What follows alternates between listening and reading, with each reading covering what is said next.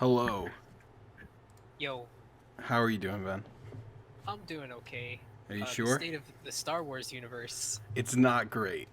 not great. Um, I will so say, I do have to I do have to preface this. yeah. Um, as a blockbuster sci-fi action flick, it was fine. As the end I of don't know the about that. Star Wars saga, it was abysmal. Let's talk about this fucking movie, Ben. So what was that? Yeah, That text you sent me right after you saw it? Fucking stupid movie. yeah. So it was a fucking stupid movie because And I then went I in and I believe said, after "This I is saw going it, to I said, disappoint "What me." an absolute shit show." Yeah, and like I went into that movie and I said, I'm gonna mute Grand Order because I was grinding. Um, I went into the movie and I said to myself, it's going to disappoint me in X, Y, and Z ways, and then it did. Mm-hmm. Every one of them. I didn't know going in because I was not keeping up with any news that J.J. Abrams was back, which is Yes. kind of just a slap to the face to both the series and J.J. Abrams. Well, also there's now unconfirmed reports coming out that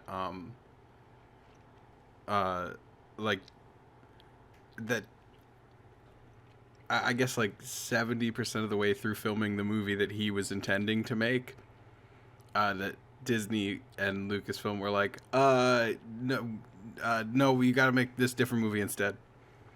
I mean, that's also what happened when they canned him from The Last Jedi. What? Like, he had a whole plan for a trilogy. He wrote out the three movies he No, I wanted think to you're write with all. confusing this with the Lord Miller situation on Solo. So JJ was Am I? never supposed to make The Last Jedi. Um, yeah, so Lord and Miller were like almost done shooting Solo with the script that they had written. And then Disney was like, "Oh no, it's too funny. You're fired."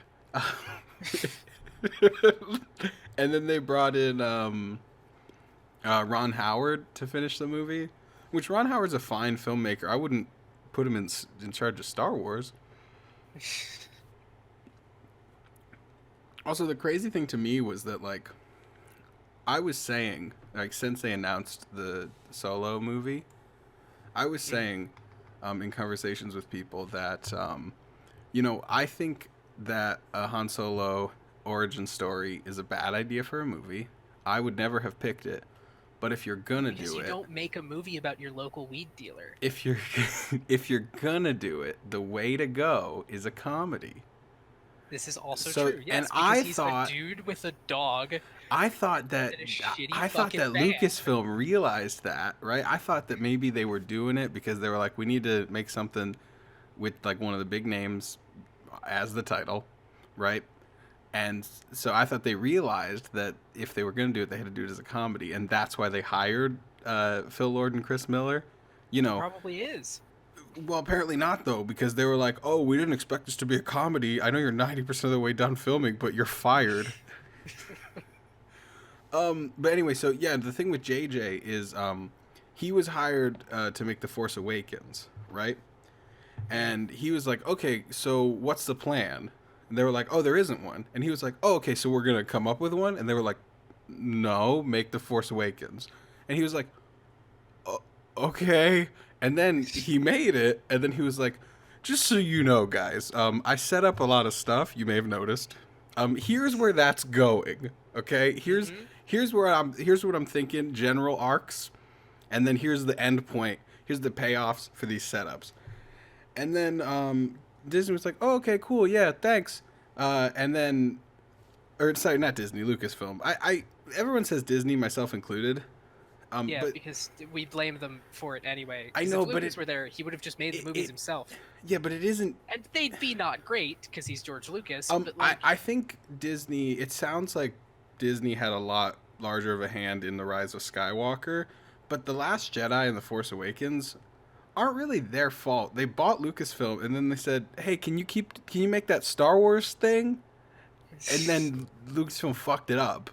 Uh, like, but yeah, because so then the Last Jedi comes around, and Lucasfilm was like, "All right, Ryan Johnson, you're gonna make the Last Jedi. You can do whatever you want." You can And do he it. put in that stupid fucking milk He monster. did put in the milk monster. And They he said, filmed it on an island full of puffins. And instead of thinking maybe we should move filming location from this island full of puffins, he "We'll just said, CG him "Let's into little CG bird in some things." fucking porks." Um, so yeah, so they were like, Ryan And then Johnson, we'll you're be gonna a make the mascot second and movie, you'll love us and because we're you. printing money. And then nobody liked the porgs because they just released those before the film with no context, Yep. and then they weren't important. But they said, Ryan Johnson, you can do whatever you want, and turns out that was a big mistake. Like it's crazy that they didn't come into this with a plan. But my favorite part though was And it's that just like like what they after could the have just Last said was, Jedi, a lot "Hey, of J.J. people, Abrams, we're basing it off of these books." yeah, And then they could have just followed those books. or you know what they could have done? They could have based it off of, I don't know, the plot treatments that George Lucas had written up for the sequel trilogy Mm-hmm. that he left with them when he sold the company, and that Bob Iger said he would use those as the guideline for making the sequel trilogy, and then they threw them in the garbage. Mm-hmm. You know, you could have done that maybe. Maybe. Because the crazy thing is that I think people who care about Star Wars almost unanimously agree, post prequels, that George Lucas clearly still has really good ideas, but he just Yeah. shouldn't be He's just left not a great alone director. to execute them. Because the prequels, right? Like if you just were to like talk through like the I'm sorry, are you general. so upset about these last three movies that you're gonna defend the prequel trilogy? No, listen to me. The prequels, if you were just to talk through the plot points of the prequels, right? Like the general outline, you're like, yeah, that sounds like a pretty good story. Yeah, It's because it just hits all of the points that were talked about in the original trilogy it's just that the way and it's just elaborates on them in a way that makes sense because we started at episode 4. there's just a Except, bunch of like weird directing choices and a bunch of not good dialogue. yeah, There's really not like the I hate story. sand. It's gritty and annoying Yeah, and gets everywhere. the story of the prequels is not fundamentally broken like the sequels are. And the prequels, man, dude, I'm a big Star Wars fan, okay? And the prequels, they don't really mess up like the story of the originals that much or mess with the lore or the canon that much. And there's little things that are incorrect about the prequels, and I used to be so upset about them before these fucking new movies came out. Yeah, and then somebody Like told J.J. I Abrams, "Hey, we need you to retell A New Hope." And J.J. Abrams said, "Okay, I guess I'll just make a new empire." And then he did. Mhm. And there was a new empire for no reason Yep. that had all the backing in the Oh my galaxy god, and there's all the troops in the galaxy and the ability to kidnap children with impunity, so and they much continued to do so throughout the series. there's so little world building in the sequel trilogy. What is the First Order? Yeah, like, are they a like proto-military organization? If so, where does their funding come from? Are they a new government? If so, where did they start and where did they get popular backing? Are they like what So, is because all here's of the it? thing: The Did they Force exist Awakens. beforehand and they just weren't wiped out and then they took power instead of the new government without popular consent or any real military? Like, So, The Force where did the Awakens entire imply. planet like galactic militia that showed up at the end of the original trilogy, where did they go?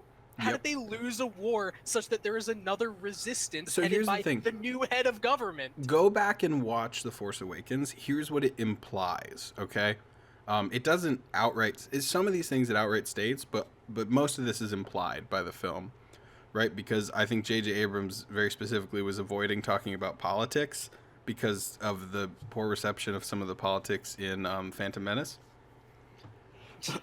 Pardon me. Which is weird too, because a lot of people like the politics in Revenge of the Sith, and that is, much more recent than the Phantom Menace. Yeah. But anyway, so here's what's implied, right? So they defeat the Empire. The new Galactic Republic is formed, right? Mm-hmm. For some reason, Leia's not the Chancellor or something. It's just for some reason she's not, right? Mm-hmm. And then at a later time, the First Order shows up, right? and they're doing bad stuff. Okay? And Leia and some other people are like, "Hey, we need to use the new Galactic Republic's military to like stop this First Order thing." And for some reason, the Galactic Republic is like, "No, we got to stay neutral on it." And that's how the Resistance starts. But that doesn't. No, None of that makes sense. it doesn't. But that's literally what is, right? Is that the And why did I not have any idea of that? I've watched The Force Awakens dude, multiple times. Watch it again. That's in there. Most of this is from the opening crawl, I believe. But this is everything I said so These far. These guys kidnap children from various worlds in case they're Force sensitive, train them into stormtroopers, and murder civilians. We should stay neutral on this issue. Yep. What? Yep. That's the thing that just astounds me, that when a paramilitary organization with seemingly endless funding is kidnapping the children off of worlds that are part of this new republic. Yep. That is not considered an act of war. Well, let's bring the Republic. Now this setup I'm talking about is in The Force Awakens. And JJ didn't know that Rian Johnson was going to do this, but it's all canon now. So let's talk about how under the New Republic there's child slavery. Mm-hmm. Because I don't know if you remember the film The Last Jedi, but they go to a planet called I can't even fucking remember. Casino World. It's called Las Vegas. Casino Night Zone from Sonic. Yeah. That's the planet. It's Casino Night Zone. Fuck, what is that planet? I can't even remember anymore. It doesn't matter. It doesn't matter at all. It didn't exist before. I want to say Crate, but that's the salt planet from the end. Anyway, so they go to Casino World, right? Now, I just want to emphasize again, the Galactic Republic is in power. The First Order is an insurgent force. Insurgent? Yeah. Insurgent? Incurgent. Hang on. They're incurring, right? Yeah, but it's not incurgent. It's invading, I guess, would be the best. I don't know, maybe. Yeah, I guess if they're... It's an incursion. Yeah, so the new Galactic Republic is in power, okay? Yes. And on this planet, right, which is a very wealthy planet from where the Galactic Republic and the Resistance buy ships, okay? Mm-hmm. There's just child slaves. Which, why are there child slaves when droids exist? Mm-hmm. You don't have to feed droids.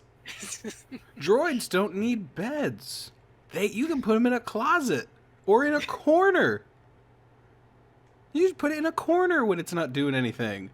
This is true. It doesn't need a space to exist in. Droids don't get tired, and droids don't rebel. Mm-hmm. Oh, and they don't get sick or die. It just makes so much more sense, like financially, to have droids instead of child slaves. And that was also kind of a huge thing in the prequel trilogy. That's why the Separatist army was all droids. Mm-hmm. Because they didn't have popular backing or anybody enlisting to be in an army. Yep.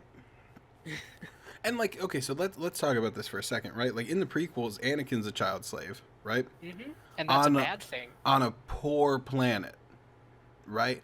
So, where droids specifically break down. Yeah. Because it's covered in sand. Exactly. It's coarse and irritating and gets everywhere. Dude, let me find this shit actually real quick. I know it's a tangent, but I gotta read this fucking tweet to you that was the best take on the Force, the Rise of Skywalker. Fucking hell, man.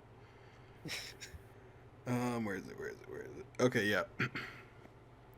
His boss's granddaughter hijacks his family name and legacy. Said granddaughter steals his lightsaber. Once she's done with it, she buries it beneath sand, the one thing he hates most in the entire galaxy. Anakin Skywalker had a hard life. Where did Luke's actual lightsaber go? Where is it? Like, where they show it? They show it in Rise of Skywalker. Where did it go? What happened to his lightsaber? Why, when Rey has made her own lightsaber, isn't it a double-sided staff? It's okay. It's so especially considering they reinforced that she is still better with the staff than the saber. It's so fucking ridiculous. And also this film, Like the yellow, awesome. all three of these films, but especially this one in The Force Awakens, treat lightsabers like some magical item. They're not. They're a piece of They're not. technology. The only thing in them that is hard to get is the kyber crystal. Literally, the rest of it is made out of junk. Like Constantly. but it's not like a mythical, magical piece of equipment, right? No, Like it's it's like got a this wizard's status. focus. It can be a piece of dirt. It's got this status of being special because Jedi and Sith use them, and Jedi and Sith are special, right? Mm-hmm. Oh, jeez, my audio's peaking. God. It's just a piece of technology. Like, it doesn't have special magic powers, which apparently it fucking does, because when Rey had one of them, she couldn't defeat Palpatine, but as soon as she got that second one, fucking killed him. Mm-hmm. So it does have some kind of special magic powers, I fucking guess. It's just so... And, like everything's bad. It's all bad. There's nothing good. Now, a lot of the... Who was that weird slug dude that showed up in, like, the first scene of the movie? And then, okay. And then was there one more time and had a name, and then they never spoke about again and never referenced? Apparently, he had a bigger role at some point, and a lot of that was cut. Good. This film... Why was he there at all? I don't know. Maybe it was cool. I have no fucking idea. I doubt it. They He was a slug dude. They filmed, like, 8 different versions of this entire movie. It's like Suicide Squad all over again, except Suicide Squad was never going to be good. Well, this wasn't either. It's following The Last Jedi. I mean, most of it was an apology for The Last Jedi. J.J. Abrams shouldn't be apologizing for The Last Jedi. No, I did like the couple of swipes that he took at Last Jedi, though. Like when Luke says, a Jedi's weapon should be treated with more respect than that. It's like, oh shit, fucking going off on Rian Johnson right now. Okay. There were a couple other ones that I can't remember. Instead of just disappearing into the ether, like was almost explicitly stated. What are you talking about? That Luke had a Force ghost at all. Why wouldn't he? Because he disappeared into the ether without being killed. Well, I think the implication... And also, why didn't Rey disappear when she died? So, give me a second. I think the implication, right, was that the strain of pulling off that super sweet Force move where he pretended to be in a place that he wasn't. I hope you can hear the sarcasm. The strain of doing that killed him, right? Because Kylo says earlier in the movie, the first time that he and Rey are on the Force Skype call, he says, you couldn't do this. The strain of it would kill you, right? So I think that's why he died. And then he, faded because he, became a Force ghost.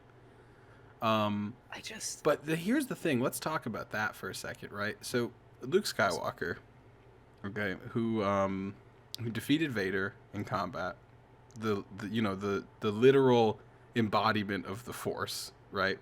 Mm-hmm. Force Jesus. Luke Skywalker defeated him in combat. Force Jesus, the son of Force Jesus the First. Yeah. He stood up to the Emperor, right? And he saved the galaxy. And this Force move, right? Doing it one time kills him. And Snoke could just do it, whatever. Just chilling. Just snap of his fingers. No problem. But there's also the fact that, like the ridiculous power difference between Luke Skywalker and Snoke, who was killed by Kylo Ren in a sneak attack. Mm-hmm. While Snoke was reading his mind. I know that we're supposed to be complaining about Rise of Skywalker right now. But we're just going to complain about The Last Jedi because the whole sequel trilogy we'll complain about. The Last Jedi is horrendous. I still maintain that out of The Force Awakens, it's got a ton of flaws. It's not that good a movie. It's fun though. I liked it. I still maintain that out of that film, you could have made a competent, enjoyable sequel trilogy. Like 8 and 9 could have been good off the setups of The Force Awakens. And then I really enjoyed The Force Awakens. And then we all would have said, hey, I liked the sequel trilogy. It's weird that The Force Awakens is a copy of A New Hope and X, Y, and Z thing, but it set up the other movies, so I don't mind. That's what we all would have said. right? And it's like I can understand why it was a copy of A New Hope, because they needed to ease people into a new series. It's They because they wanted were to scaredy have babies a and wanted to be safe. little bit, but they also like, it was the easiest way to get people excited about Star Wars again was by telling them a story they love with new characters and new settings. Yeah. But then like they said, hey, now all of those things you were excited to see for the rest of it, we're going to throw it out the window. Kylo Ren and Rey are weirdly magically linked. They're a dyad in the Force, which So which fucking that's another stupid. thing that very clearly there was more of and it was cut, right? It Because must have at been. He some said it point, like once, and at, then it yeah, got sucked out of them, but it didn't. They didn't die, and then at some point earlier it in the was movie, used to Kylo bring Ren's back like, life, even though that was a thing that has been explicitly stated the Force can't do. Like, Kylo Ren is like, what the Emperor doesn't know is that we're a dyad in the Force, and we're like, what? And then they never talk about it, and then at the end of the movie, the Emperor's like, you're a dyad in the Force, it seems, it's, and it's like, what is happening here? What are you talking about? Like, it's very clear that that was another thing that was. I feel like this movie, like, at some point was 4.5 hours long. this movie was the Lord of the Rings director's cut. Oh man! I Did you just hear there's a new cut of Lord of the Rings coming out like next year or something? is it even longer? I think so. Yeah, I think there's a couple more Jesus scenes that Christ. they're putting in. What did So- they record? Did they just call back Elijah Wood? No, I think it's stuff that was never in there. I don't know. I read about it a while ago now. So, but let's talk about Star Wars. um, Jeez, I'm crow, dude. You know the phrase, "You don't know what you got till it's gone." That's how I feel about the prequels now. I mean, it's how I felt about the prequels since The Last Jedi came out. Like, I didn't know what we had, man. Yeah, you didn't realize you'd look back fondly on Attack of the Clones. I didn't, because it's so much. It's a much superior film to The Last Jedi and The Rise of Skywalker. Because it told a singular story that you could follow. Um, Mm-hmm. So there's something you said earlier I want to go back to. So you were like, why didn't Rey disappear when she died? Interesting question. Um, and what I would say, my dad looked at me and he said, "Oh, it wasn't her time," and I'm like, "Why not? yep. So Why was it Kylo's? They could have just done that back and forth forever. They could have just shared half of it, They could have done that back and forth all the way to a hospital and then both lived, right? right? Like they've got magic space technology. Put them in one of the stupid bubble suits that Ryan Johnson put in specifically to make fun of the black man in The Last Jedi. I hate The Last Jedi. It's real bad. It's very, very bad. And we'll talk about that in a second. I'd love to. I really hate The Last Jedi, and I'll take any opportunity to trash it. Actually, it's not trashing it. It's just being literally objective because it's trash. But let's talk about this Force Ghost thing, right? So I would say that Rey didn't fade away when she died because she didn't learn how to become one with the Force and become a Force Ghost. She didn't know how to do it. It doesn't just happen. You have to know they're how to implying do it does. it. Now they are. So that's what I would say, except no, Except that apparently, Kylo Ren became a Force Ghost. and so did one with the Force. Leia, and Yeah. Also apparently Mace Windu, who Right? what? Like, Samuel L. Jackson's voice at the end there was so strange. And they and then like, in the called credit- attention to it. They stopped all the other voices and he was the loudest one. Yeah. Well, and then in the credits, when you look at the like, it's like Voices of Jedi Past, right? Ahsoka Tano is in there, and it's like, oh, okay, so she died. Okay, I wasn't aware that she died. Isn't she still like? Is that series still going? No, I think it ended. Did it? Because wasn't Um, that like the best thing to come out of like Yeah. any sort of Star Wars acquisition? It's all right. Again, the best thing to come out of any sort of Star Wars acquisition. But the thing is, that, like, first of all, she stopped being a Jedi, so it's weird in that sense. And then also, we never saw her die, and in fact, there was like a weird like time travel shenanigan that happened to make sure she didn't die. So that was okay. So she just died off screen, whatever. But I yeah, mean, she Mace must have Windu eventually. definitely didn't know how to become a Force ghost. Uh, Like, like, because wasn't the whole implication with Force Ghosts that it was something that you had to do after achieving true mastery and oneness with the Force? kinda, but like it was a specific And thing that that's you had why. to learn. Qui-Gon Jinn was the first person that figured it out, and then he Mm-hmm. taught Yoda and Obi-Wan. Mm-hmm. Um, and then, uh, sorry, he taught Yoda and Obi-Wan, right? We can assume that Luke learned it sometime in the 30-year gap. Yeah, because he Um, had the ancient Jedi texts, which also did not exist, yeah, and then this is, and they turned out to just be his notebooks anyway. yeah, so yeah, that okay, that was a weird retcon, right? Yeah, Or maybe just one of them was his notebook. but it was as old as all the rest. It It's looked like so books don't old. age that way Like, in the 30 do you years. think one of the ancient Jedi texts was just blank, and Luke was like, "Well, might as well use it as a journal." Like if he's chronicling his new Jedi order that he then abandoned, Yep.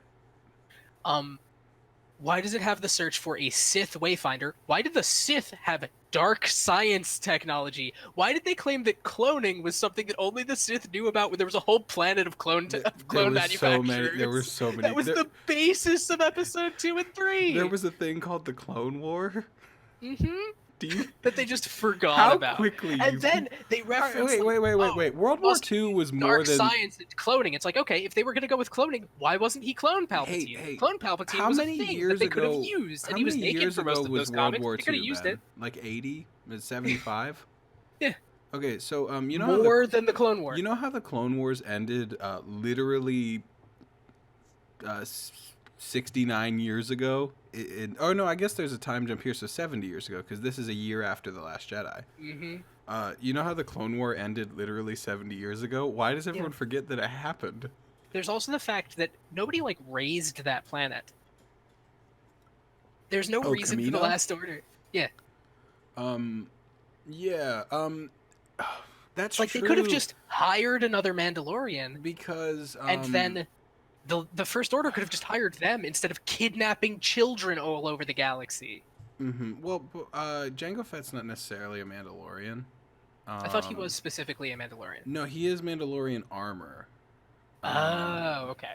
he might be in the Isn't he films. referred to in a few like other things as the Mandalorian? Because Mandalorians are so rare and dangerous that So, anytime somebody sees a Mandalorian, it's the Mandalorian. so in the films, Like in Knights of the Old Republic, even though that guy doesn't wear a I helmet. I might be incorrect, but I'm pretty sure I'm not incorrect. In the films, we don't know what Mandalore is or who the Mandalorians are.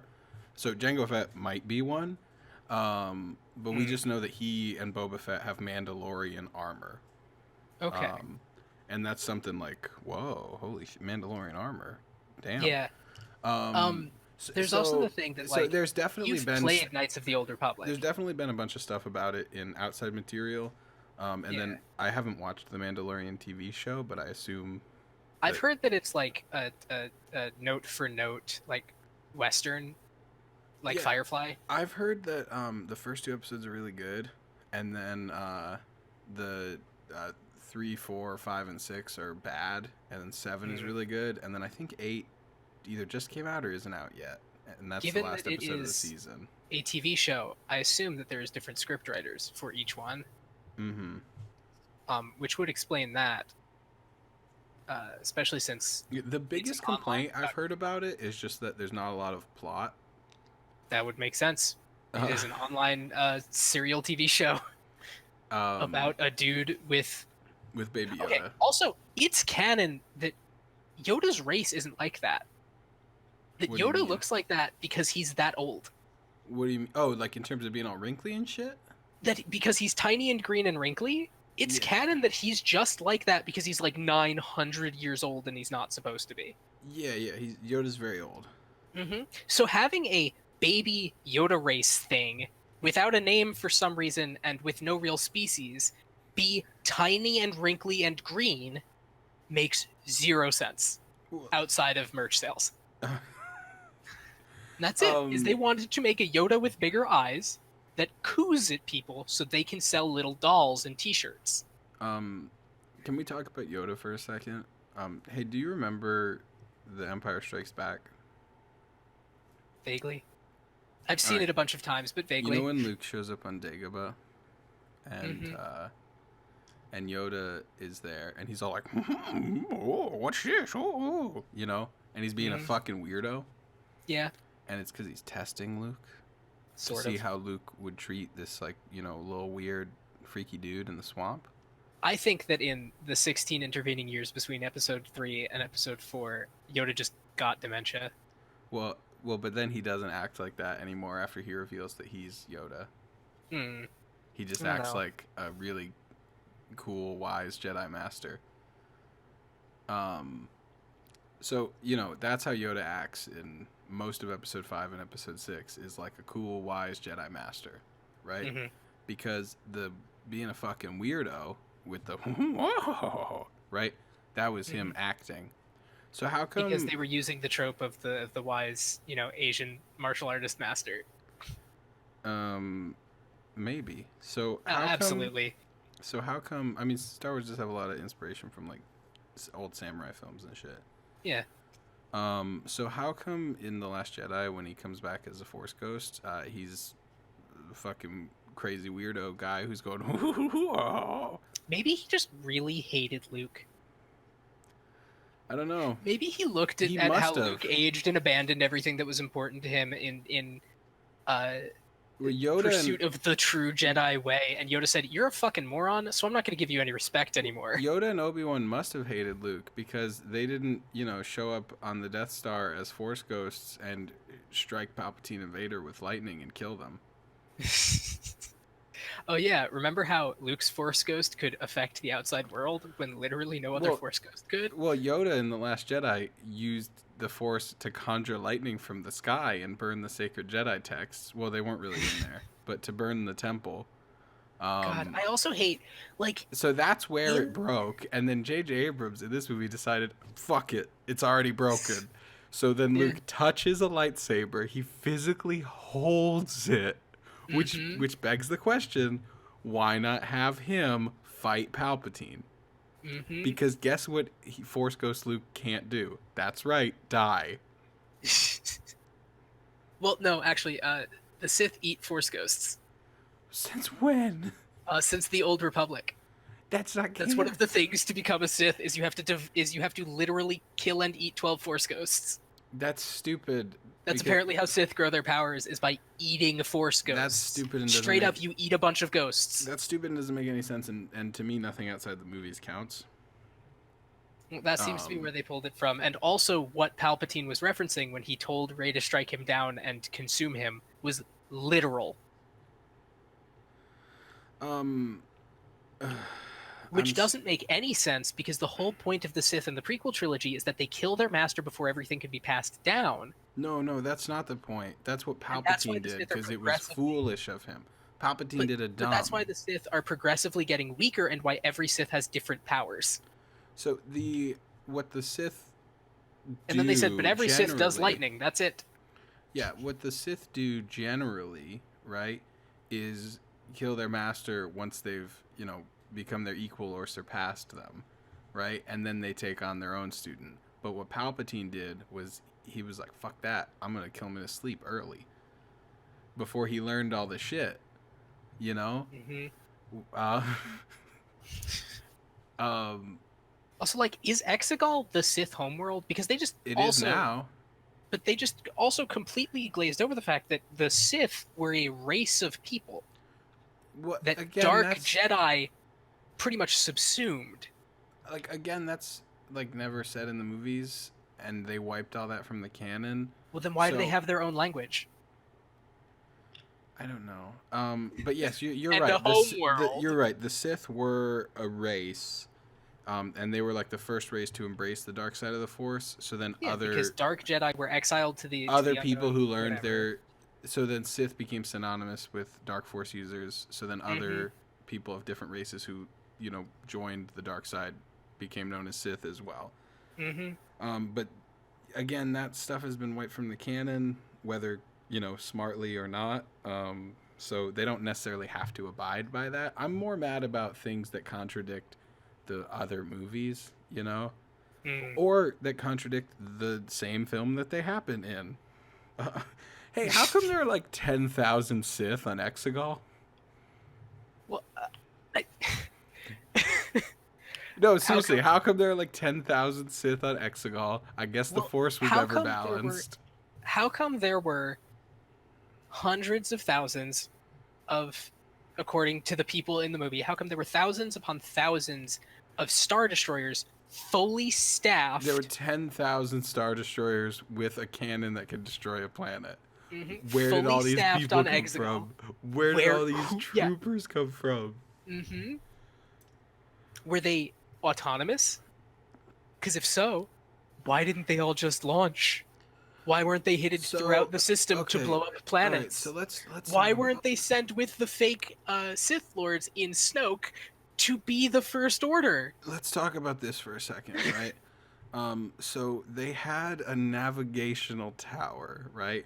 Because of all the like, you know, space aids around the planet, right? Yeah, like because of all the weird dust. all the red shit, right? The space cancer, whatever you want to call it.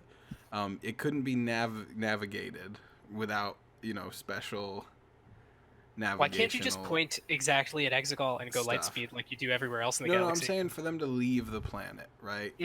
They couldn't get out without the navigational tower. For some reason. And then you could just broadcast the signal from a ship, so they could have done it at literally any point from anywhere. And then it turns out, okay, yeah, that's true. But you could also put one of these navigational towers on a ship. So we put it on one of the ships. Okay, that's good. That's probably a good idea. Why not put one on every ship?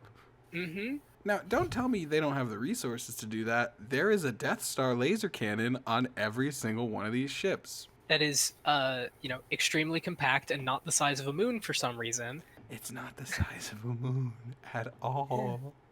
Like, remember Not the even reason a for the Death Star little being bit. that large was because it had to generate enough power to blow up a planet? Yeah. I remember. And that in order to do that with another base, they had to subsume an entire planet and a star? Well, that blew up a whole solar system, though. Yeah, I guess but it that's destroyed what, 8 two planets? I guess it destroyed 2 solar systems because Yeah, it because ate they ate a star! It ate the sun from one solar system and then blew up another one. But what was that? 8 planets? That's the Death Star firing 8 times? Yeah. It's like, even if the Death Star had to recharge, that's the Death Star firing 8 times, and it took a star! And now each Star Destroyer can just do that. Just do it, yeah. Just do it. But what I'm saying is clearly they're not lacking for resources. Just put one of those towers on every ship. And then just go. Yeah. Hey, why were they all just waiting there? Soon as Kylo Ren fell off the grid, they should have launched. How did General Pride and the First Order show up on Exegol without a wayfinder?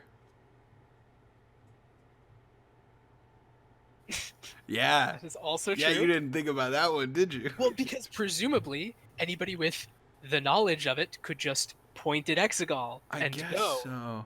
But then they said, oh, you need to warp speed to this specific dark nebula and then warp speed out of that dark nebula after passing it. And I'm like, why don't you just go through it? Because apparently light speed skipping gets you through solid objects, even though that's a thing that specifically didn't work in The Last Jedi. Why don't you just go around it? It's space. If you have the coordinates Ben, in the galaxy, I want to go around. I just want to make this very clear. They're in space, Ben. Mm-hmm. They can go around it. Mm-hmm. Like, literally, they can go around it. Yep. Oh, God, Ben. What are they fucking doing? Oh, and I love the explanation for the stupid bullshit that they did in The Last Jedi, where Rian Johnson broke every prior and future space battle.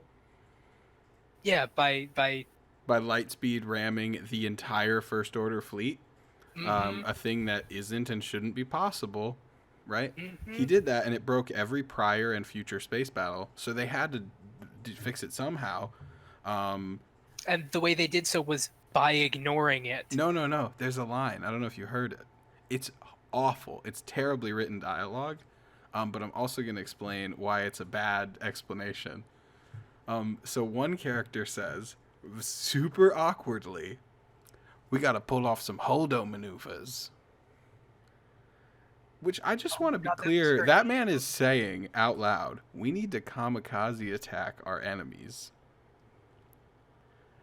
That was her name, wasn't it? Yeah, it's the holdo maneuver. I didn't even remember the thing because that she wasn't did. important in any way. She Yeah. had like 8 lines and then she died. No, she was pretty important. She did a lot of really dumb, bad stuff, and then the film was like, wow, she was such a hero, so amazing, so brave. But anyway, so one character says we got to pull off some holdo maneuvers, which is a weird statement.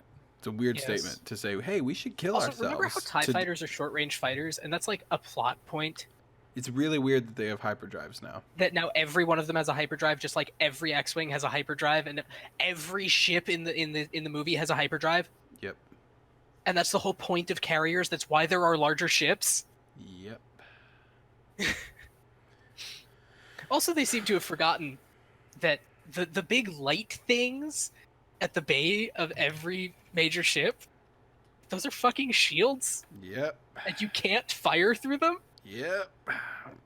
And that's established? No, it's just a cool aesthetic choice. What do you mean? What is a shield?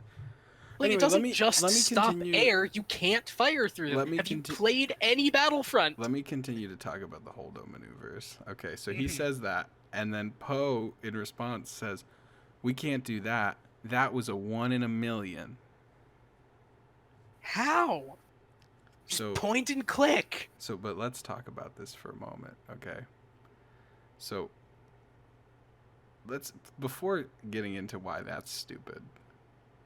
So what you're telling me is that Holdo bet the lives of every person in the Resistance and, potentially the safety of everyone in the galaxy on a 1 in a million shot.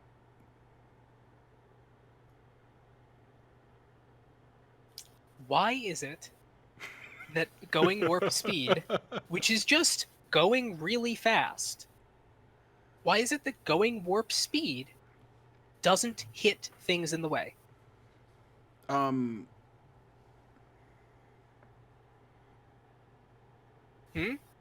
Sorry. Well, because it's... Okay.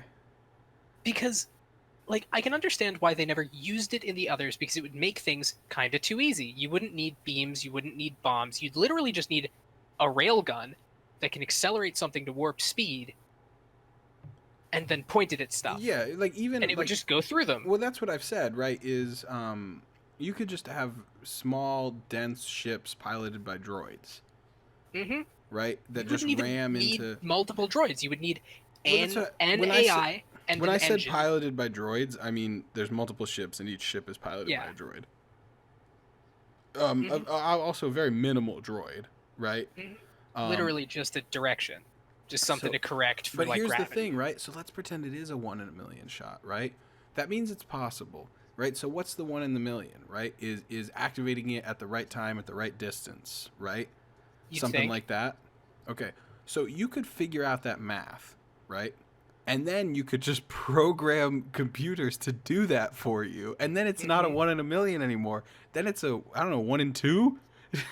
Let's say there's some error gonna happen, right? Like, that's pretty good odds. Hey, we can destroy the entire enemy fleet with these 2 little dense literally all you need is mass.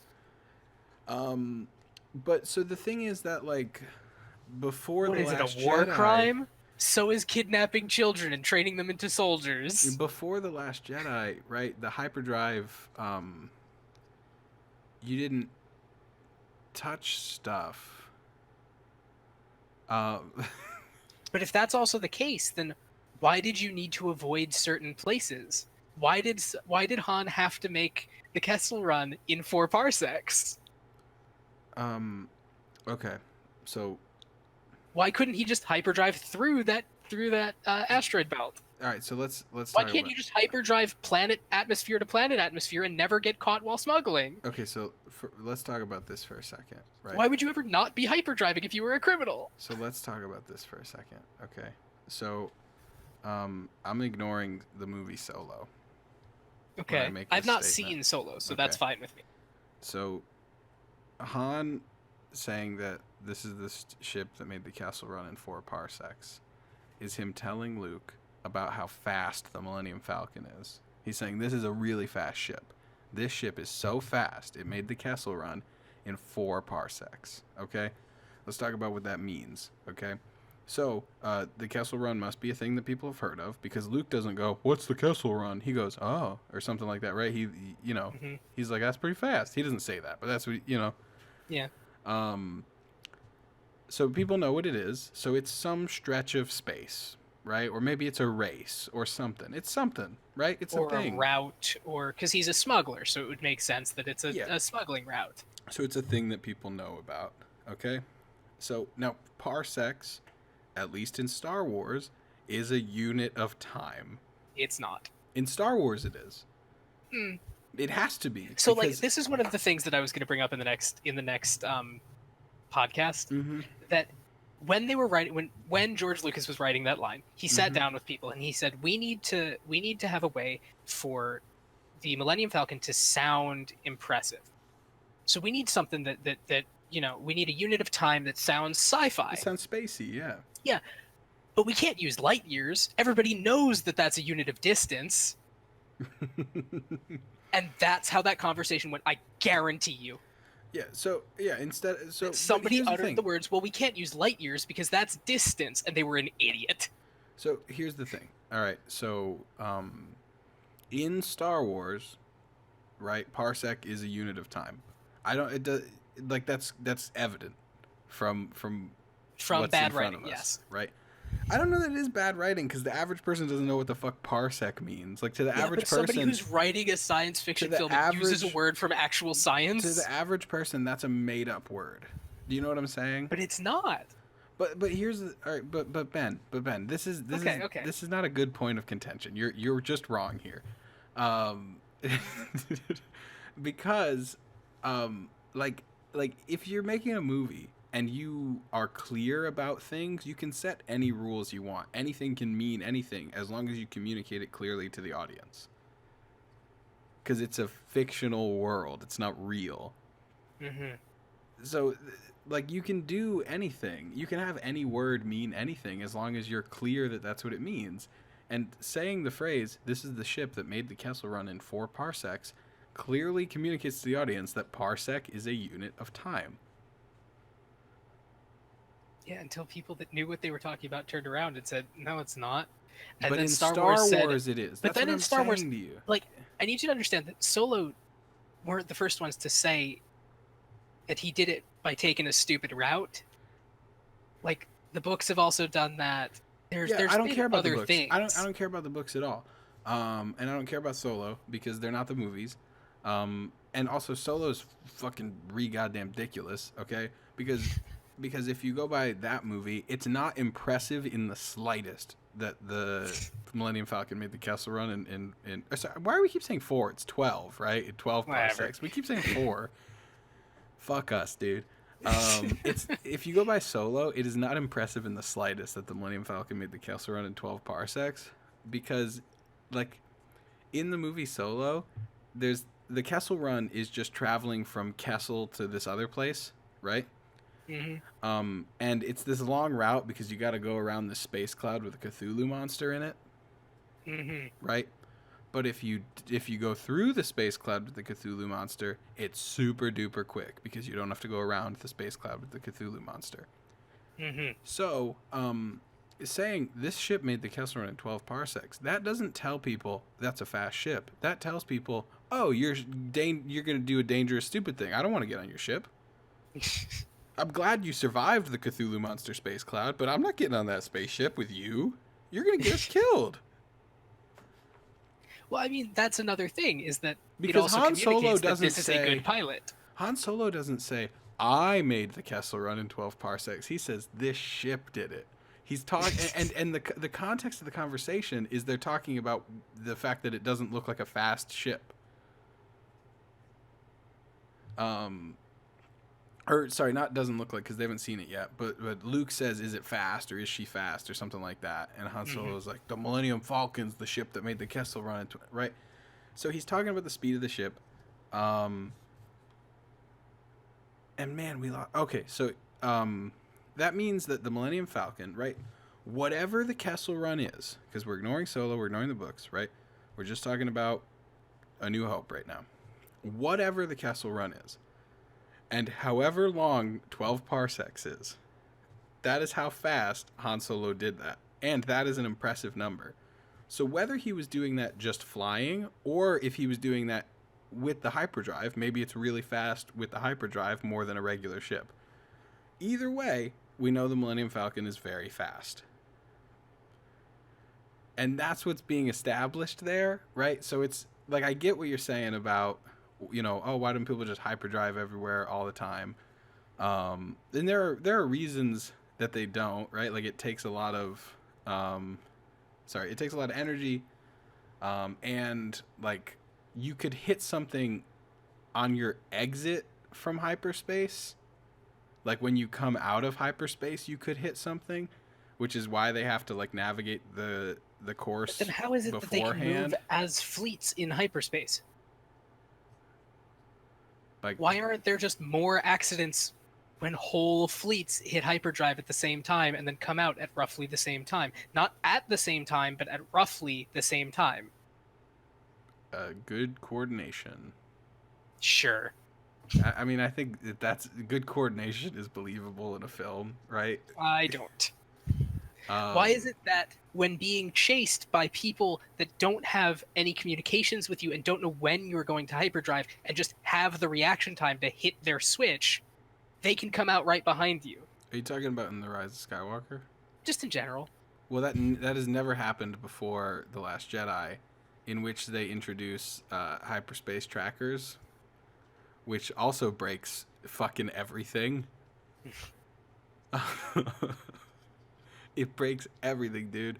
And then they had to introduce this whole light speed skipping thing.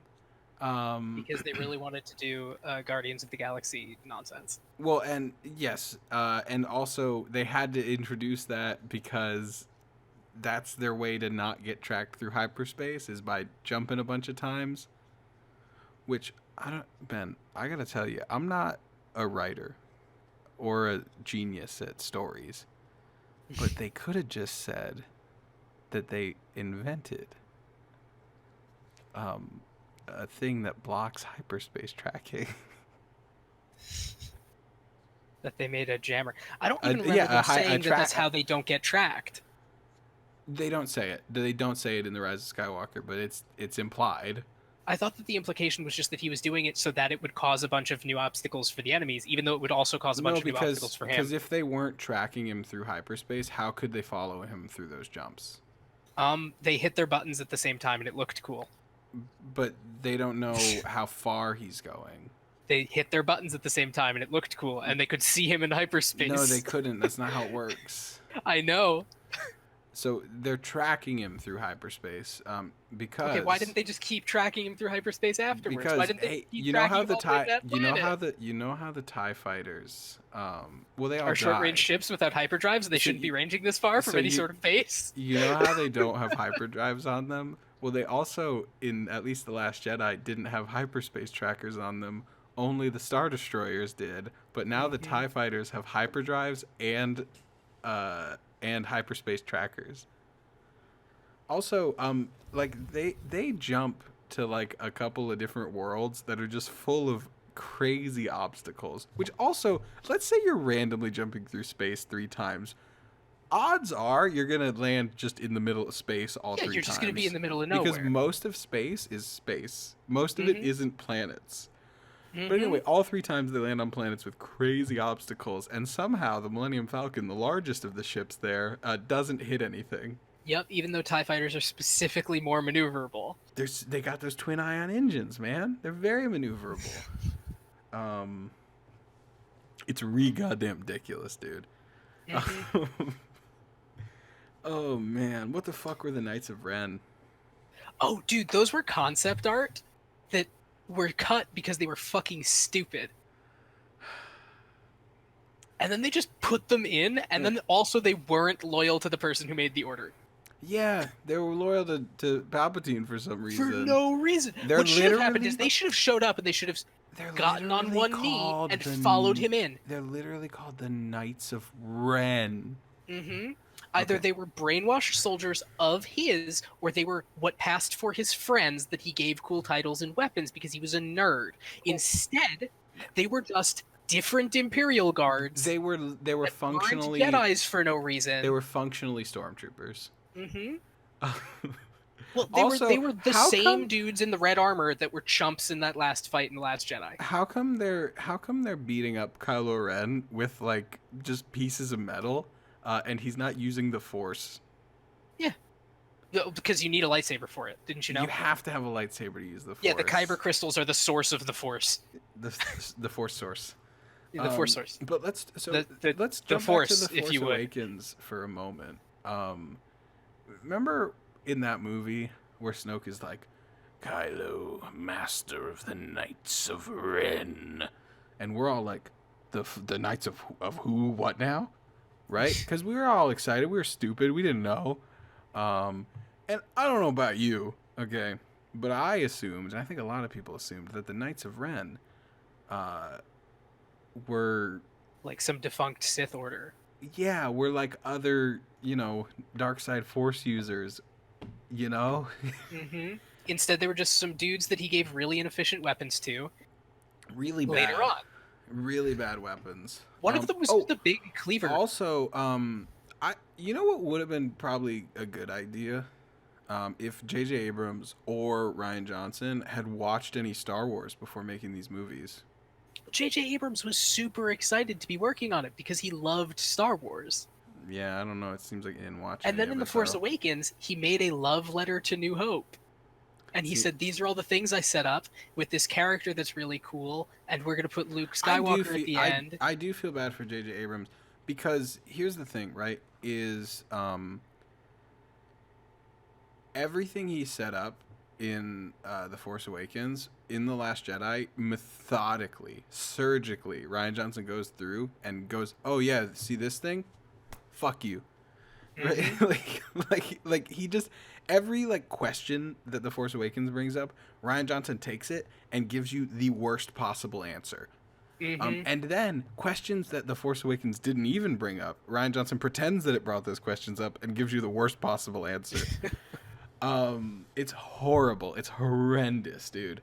Like, it would have been super easy to say that Kylo Ren was contacted by the new Sith Lord in direct parallel to Anakin and tempted to the dark side, and then killed the rest of the Order, and then Luke put himself in seclusion because he thought, how do I fix this? And it took him like 10 years or whatever until a new Jedi showed up on their own because he took too long without finding an answer. And that's the call to action. That's all it had to be. Here's what I'll say is Luke being off on some island is a shitty thing to have as the guy making episode 8. Everything else that JJ set up in The Force Awakens is just it's so easy to set up good like payoffs to it. Like he handed Rian Johnson so many easy things to do to make a good movie, and then like one difficult thing, right? Because there's not a lot of like good reasons for Luke to be off on that island, doing whatever, while the First Order is out there terrorizing the galaxy. But like he could have had, he could have been a gray Force user already. He could have been training more people to try and make like an actual new Jedi Order. There are tons of things that could have been happening on that island or in the proximity of that island. Yes, I agree. I agree that there's a lot of possibilities. They just didn't. He lived in a hut with some weird island people that didn't speak English, and he did some shit that he didn't need to, and he wanted to die, and instead of just killing himself, drank blue titty milk. Drank weird blue titty juice from an alien that also was never shown again, and there was no place for it to be on that island. Yep.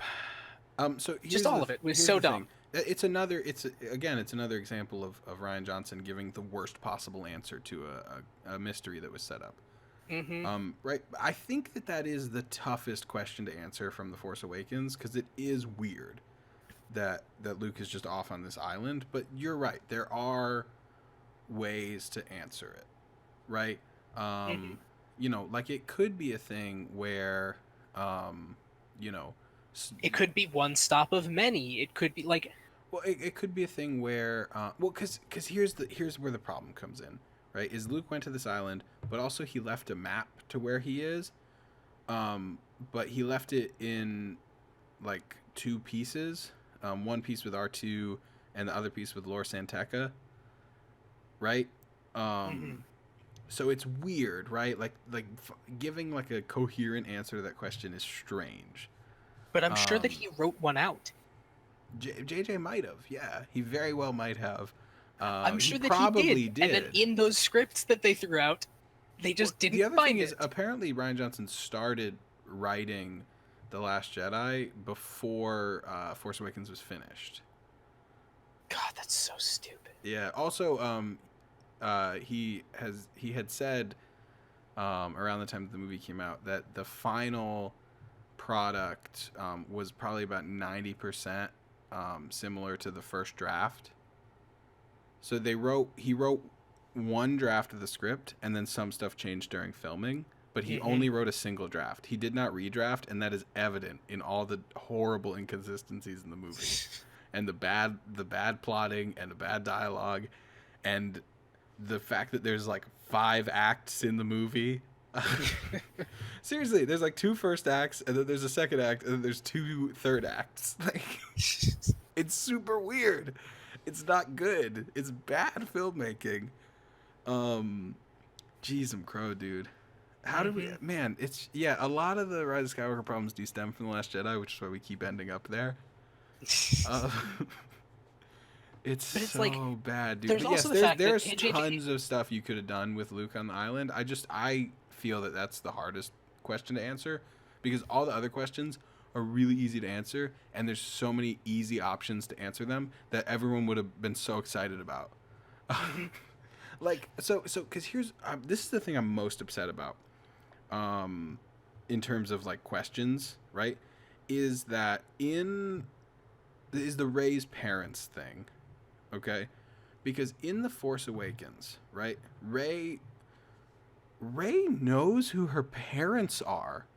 Yeah, Like in the Force Awakens, she knows who they are. She never once questions who her parents are or who she is. She they were knows like exactly. resistance fighters that left No, her on they were Jakku because. something we don't know, but she does.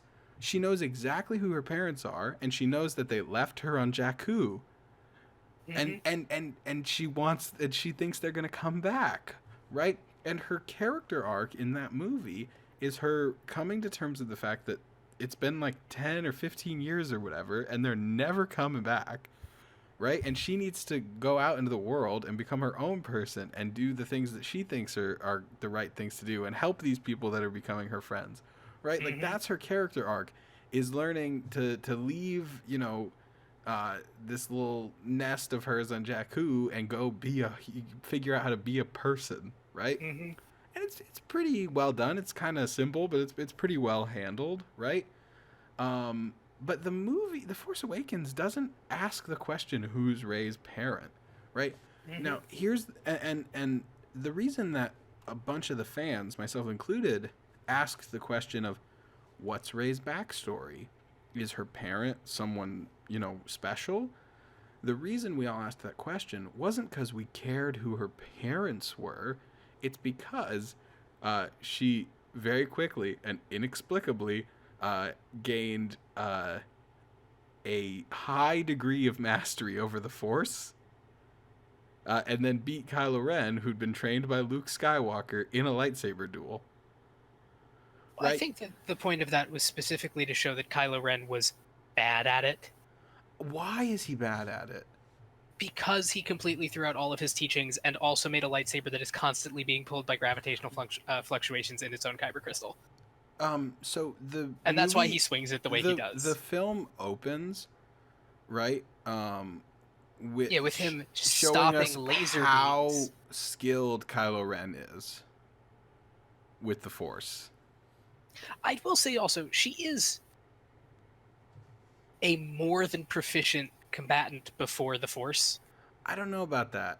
No, she absolutely is. That's why She she carries that fights. stick. That's She why she beats up a fights. bunch of people, and She why she fights fights really well. two random, like, junk traders. But she has been protecting herself on a junk planet I'm not for her saying. Listen, I'm entire not life. saying. Like, But she would no, no, be no. proficient. No, she would. She would be okay, right? No, But she would be more than proficient no, but she hasn't because been. she's No, no, no, no. not dead, It's the difference. It's the and she can difference. protect her stuff, and people are afraid of her. So she has had, some street fights with her staff. Kylo Ren was trained for years by Luke Skywalker, the most powerful Jedi, and by Snoke, who is like 10 times more powerful than Luke. Um, but Force here's. proficiency doesn't make you better in a lightsaber fight. But he's been training with a lightsaber for. And also, No, why he's not? been hitting walls in baby tantrums. No, okay. And also, Ben, Luke you're Skywalker wrong. You're just used wrong. okay, Luke Skywalker used the Force to sink the Death Star, and claimed that the reason that he could make that shot is because he used a BB gun from the back of a speeder to kill Wampus, whatever the fuck they were. No, no, no. Okay. And people said, "Sure, we'll give this guy an X-wing." No. What he said was that it was a 2 meter wide target, and he said that's the size of a womp rat that we would bullseye in our speeders, right? Um, so, and the reason he said that is because somebody says like that's a 2 meter target. That's impossible, and he was saying it's not impossible. We shoot womp rats that are 2 meters. It's doable. It's a high stress situation, but it's possible, right? So he was just saying that it's possible, and then he's able to hit the target with the force, right? But I don't know what that's relevant to this conversation. Let me finish my point that I'm making, right? So Rey has no training, right, in the Force or a lightsaber, and using a lightsaber is radically different than using a staff.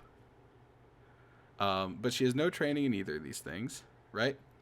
And in fact, she believed, like in film time, like an hour ago, that the Force and Luke Skywalker were a myth that didn't exist, which is a weird thing to believe 30 years after, the destruction of the Empire, but okay. People believed that the Force was a myth 10 years after the Empire rose. That's a problem that I have with the prequels, is that they should have been set further in the past. There's no reason for them not to be, especially because it's weird how much Obi-Wan ages in the 19-year 16 gap. years, yeah. Yeah, in like the 19-year gap, he ages like 40 years. So like, why not set it 40 years further in the past? Mm-hmm. And then tell the exact same story, right? Like, Well, it's because then Anakin would have to be 40 not Anakin, then Luke would have to be 40 years old, Eddie. no, because then you just don't end it with the birth of Luke Skywalker. I'm not getting the prequels complaints right now because they're so much smaller than my complaints about the sequel trilogy. So, I don't know. I didn't feel bad about Rey being proficient. No. Give me. The movie did plenty to establish that she could do. Let me finish this here, right? So, she doesn't know anything about the Force, and in fact thinks it's not real. And she hasn't been trained in it at all. And then suddenly she can do a super advanced Force technique, which is the Jedi mind trick. She just can do it, just cause. Just cause. Right, and then also at the end of the film, right, when Kylo Ren tries to pick up Luke's or Anakin's lightsaber out of the snow, she pulls it with the Force stronger than he does. Right, and then she beats him in a lightsaber fight. And I think that your argumentation here is bad. We don't have to keep going in circles about it, but I disagree with you. I'm not saying that the film doesn't establish that Rey can fight people. I'm saying that given all the information we have, it doesn't make sense that, she'd be able to beat Kylo Ren, but she does. Well, so Wait, I one feel sec. that. Let me get to the end Okay. here. She Okay. does beat him, right? And so that led a lot of people to say, okay, right? So the information that we have doesn't really give us a good reason why this happened. But there's a lot of information about Ray that we don't have. So a lot of people said, I wonder what interesting thing is a part of her backstory that explains this. And Ryan Johnson took that question that people had, where they said, Ray is weirdly powerful for having no training whatsoever. I wonder what interesting part of her backstory explains that. He took that and said, oh, you want to know who her parents are? They're nobody. Fuck you. Shut the fuck up. Watch my movie. And that's a problem that I have with Ryan Johnson's treatment of Rey in The Last Jedi. So like in The Force Awakens, Mm-hmm. they tried really hard to show that Kylo Ren was superficially good at the dark side, and that he had an extremely superficial understanding of what the dark side was and what it could do. What do you mean by Because a lot of superficial? so like the dark side is it's passion and anger and following one's emotions to their greatest extent such that it gives you power.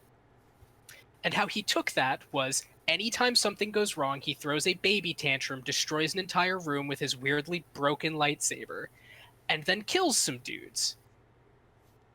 And that is not how the dark side works, because even Sith were generally adults. And it showed that he was not actually good with the dark side or the Force, and that all of the times that he was good with the Force, he was doing stuff that Jedi did. Because Um, they wanted him to come to terms with the fact eventually that he was not actually on the dark side, that he couldn't be, so because it's a constant choice you had to make just as much as being a Jedi was. And so Rey being actually good at the Force and embracing it would mean that she would beat him, and also because, it's a hero's story. but here's the problem I have with it. Is that it's established in all the films prior to The Force Awakens that the Force isn't just something you do and have. It is something that requires training. You Well, don't unless you're just do Anakin, it. who's been using it You from don't birth just because he have it. could and was Jesus. No, no, no, no, no. Because Anakin required training to use the Force. There No, he was is using it from birth. He just didn't know it. That no, was no, like no. a whole So thing. there are things that Force sensitive people, like might like unconsciously do right or influence with the Force, like say having a quicker reaction time if you're like a pilot or something, right? And that's established in the OT and the prequels. But like actively using the Force requires training. Like manipulating the Force requires training, and that is established in all the films prior to The Force Awakens. And The Force Awakens just said, nah, not really. But so it led a lot of people because we didn't want to assume that the movie was bad. It led a lot of people to say like, oh, maybe maybe Rey had some kind of training when she was a kid, and then she forgot about it. Something happened that like wiped her mind, and she's gonna learn about it. And that's why she had that weird vision when she touched the lightsaber. Maybe she was remembering stuff from when she was trained or something. People said stuff like that, and other theories. That wasn't the only one, right? And it could have been. It didn't have to be that. It could have been something else, right? But that's what people were saying. They were like, oh, maybe there's something interesting in Rey's backstory that we're going to find out that explains why she can use the Force with no training. But instead, the answer was no, she just can. She just doesn't need any. I know everyone else did, but Rey doesn't need any training because we don't know how to write movies. So it's really weird, right? Because what does Anakin use the Force for before being trained in it besides having good reaction times while flying a speeder? I mean, doesn't he also use it so that that dude doesn't kill him and his mom constantly? No. Because I'm pretty sure that the weird bug guy says some shit that's like, Watto. yeah, whatever. No, no, no. Watto actually is from a species that cannot be affected by the mind trick, the mind manipulation powers of the Force. which doesn't make any sense, but okay. There's something weird about their brains. I agree that it's stupid, but it's part of the movie and it doesn't contradict anything, so I'm They fine could with have it. just said that he has a strong will because it can only be used on weak-willed people. Yeah, they could have, but his species has a weird brain. Because Qui-Gon Jinn tries to Jedi mind trick him, and Watto's like, "Oh, your stupid Jedi tricks don't work on us." Um, but yeah, so Anakin couldn't have Also, been you'd really think that using. the Jedi mind trick would be a Sith thing, Um, I don't know. considering that it is directly affecting another person's will. Yeah, but And you'd really have thought that Obi-Wan using that was because strict adherence to the Jedi Code was a lie and doesn't help anyone. so that's another thing Like how, about the Force lightning prequels. is just a thing that Force users can do, but only the Sith do it because they're the only ones trying to kill stuff. Well, the Force lightning is a power that's derived from the dark side of the Force in the movies. Is that ever said? Because, like, Force choking someone is literally just using the Force in the same way you use it to move objects, but on someone's throat. Yeah. No, that's yeah. And And, like, Luke Force chokes there's this whole thing those about how the guards dark in side of the Force and the dichotomy between the light and dark side is a lie. So here's the thing. That this goes back to when I said it would have been nice if JJ and Ryan had watched Star Wars. The balance of the Force. The sequel trilogy doesn't understand what that means. Because it means the dark side being defeated. That's the Force being balanced. The Force being balanced isn't equal dark side and light side. It's the dark side being defeated. That's what the Force being balanced is. Yeah, And and whether you think that's dumb or not, that's literally what it is in the movies. Like, balance is brought to the Force when Darth Vader turns back to the light side and kills the Emperor, and then there are no more dark side users, and balance has been restored. That's balance. And the reason that there, in terms of like the prophecy and everything, that there needed to be, an Anakin to bring balance to the Force, because you'd think like, oh well, there's like a bunch of Jedi's in the Jedi Temple, right? And there's like one Sith or two, and they just find them and kill them. Balance, right? But and this is something that's sorry, another good idea from the prequels that's kind of botched by George's weird directing and dialogue. That the Jedi had like kind of lost their way a little bit. Like they weren't like evil or dark side or anything.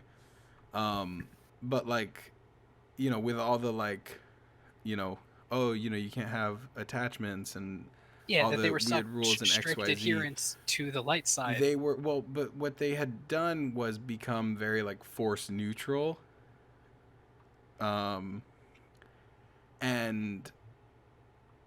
it was all this, like all these like weird like rules and laws and things that they'd imposed upon themselves and all these things that they were doing that made it so that their vision was clouded and they couldn't see Palpatine right in their midst. So like if like Palpatine had been found and killed, right, and Darth Maul had been killed, then that still wouldn't have brought balance to the Force because like the Jedi were like not in like a going evil way, but they were wavering from the light side of the Force into a weird like Force neutral area. And this is a little bit explored in the prequels, but poorly. Yeah, because I didn't know any of it. I just assumed that George Lucas was bad at writing. A little bit. It's a little Which bit. we knew, which is why he didn't write any of the books that people hold up as better Star Wars canon than Star Wars. George Lucas is a great idea man. Yeah, he makes some good sketches. He's a great idea man. And he made a space opera that people actually enjoyed. Like what ideal like new Star Wars movies, you want to get George Lucas to come up with the basic idea and then get a good writer or two good writers in to take those ideas and turn them into a good story. Like, that's ideal. That's peak Star Wars to me. Do you think that George Lucas has seen any of these movies? Probably. I feel like he's not happy about them if you've seen them. I feel like he probably just stopped watching them. Maybe. It's possible. Because I feel like at some point he said, well, I'm done. And then he stopped watching movies. He said, I've made the greatest movies in the world. And he was wrong. But he said, I've made the greatest movies this world has ever seen. I do, because he's kind of an ass. He said, I've made the greatest movies the world has ever seen. Do you know George Lucas personally? No, but like, he's made other comments, and there's a reason that he drove off all the limiting factors on his movie making after the original trilogy, and like, you know. Yeah. I know that he didn't read the books because he had publishing people to do that for him. Yeah. And so he just didn't actually have to greenlight any of the stuff that got put into his universe from other people, which was often better than his own writing. Yeah, which and covered his ass. So, well, I mean, let's not, like act like it was like malicious or something. Like he literally was like, yeah, if other people have good, cool ideas for Star Wars, I want them to be able to explore those. Like, that's a good, positive thing. Like, the reason there's such an abundance of expanded universe material is because George was like, yeah, sure, make a Star Wars thing. But in the same breath, he was C&D'ing people that wrote fan fiction. Well, they should have just asked him, and he probably would have said yes.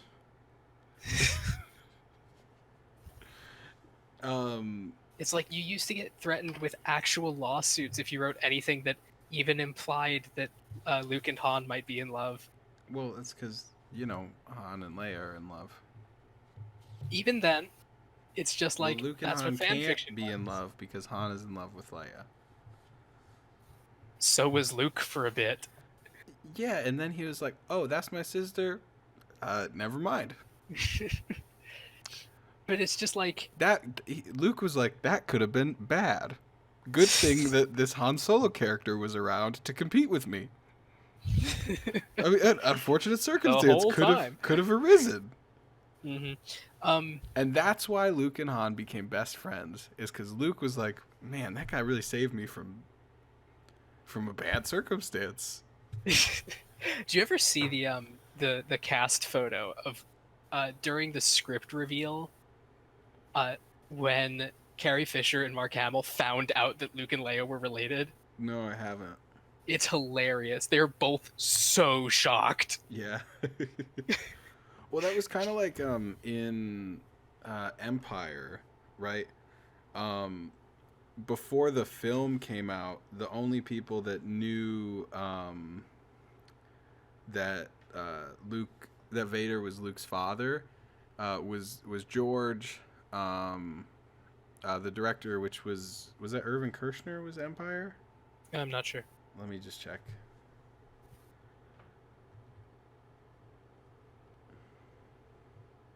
Empire Strikes Back. Yeah, Irvin Kershner.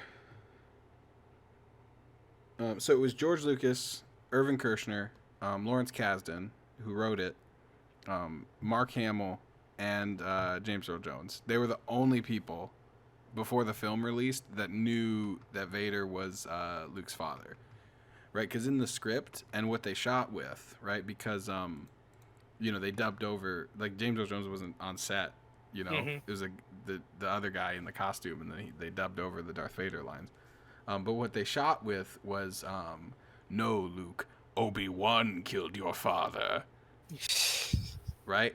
And you can look up, there's a clip of, I'm sure there's more than one, but there's a clip of Mark Hamill talking about it, where he's like, when I read that, I was like, oh, this changes everything. Obi-Wan killed my father. Darth Vader didn't. What are the implications of this? And then, George pulled me aside and he told me what it really was. And I was like, what? And then he was like, and they, they were like the mafia. They told me, like, if anyone finds if this gets leaked out, we'll know it was you. Mhm. And then like he talks about when they're at the premiere of the movie, he's sitting next to Harrison Ford, and that scene happens, and he's like, and Harrison leans over to me and he goes, "Hey kid, you didn't tell me that." Did you ever hear about there's a book published, I forget from who, but they were talking about how they saw Star Wars the year it opened, and they sat down because they were given all these great, all these great recommendations, and they watched it, and Han Solo shows up on screen, and she goes, "That's Harrison. That's my weed dealer." And they didn't even know that he was in movies. That's awesome. Yeah, they just knew that guy sells me pot. Huh. Yeah, I guess he's a space guy. Would have been way funnier if they saw him in Blade Runner first. So. Oh, yo, can we talk about Blade Runner? Why? I don't want to talk about Blade Runner. You don't want to talk about Blade Runner? No, I want to complain about Star Wars: The Rise of Skywalker. Oh, because I had to watch Blade Runner for the first time. You didn't like Blade Runner? Oh, it was awful. I like Blade Runner. I think it's It was a good an movie. awful movie. We're gonna talk about this another time because I want to keep complaining about Star Wars. Okay. Oh man. Okay, so what about that scene at the end where Palpatine's like, "I am all the Sith." And then there's that whole crowd. Yeah, but like, so some people were in a writing room, and they were like, "How do we raise the stakes for the final confrontation of the saga? What if Rey fights Palpatine and all the Sith ever are inside of him?" It's like, okay, does that change anything? Are there like Sith Force ghosts? I am that are just all the Sith, which is super around weird also fighting because the Sith are very specifically non-cooperative. Mm-hmm. Like, like very specifically non-cooperative. Yeah. So that's strange. Also, the Sith don't become Force ghosts. Mm-hmm. And sorry, and then Rey is like, "I am all the Jedi," and I almost became a black hole. I cringed so hard. I In that instance, she, I guess, was the only Jedi. no, but she would no, because I guess the spirits of all the Jedi ever were inside of her or something, which is stupid. It's just it's weird that the best response to most of this shitty writing is actually a clip from The Force Awakens, and it's that part where Han Solo says, "That's not how the Force works." And you could just play that over almost every time the Force is used in The Last Jedi and The Rise of Skywalker. That's not how the Force works. It just isn't.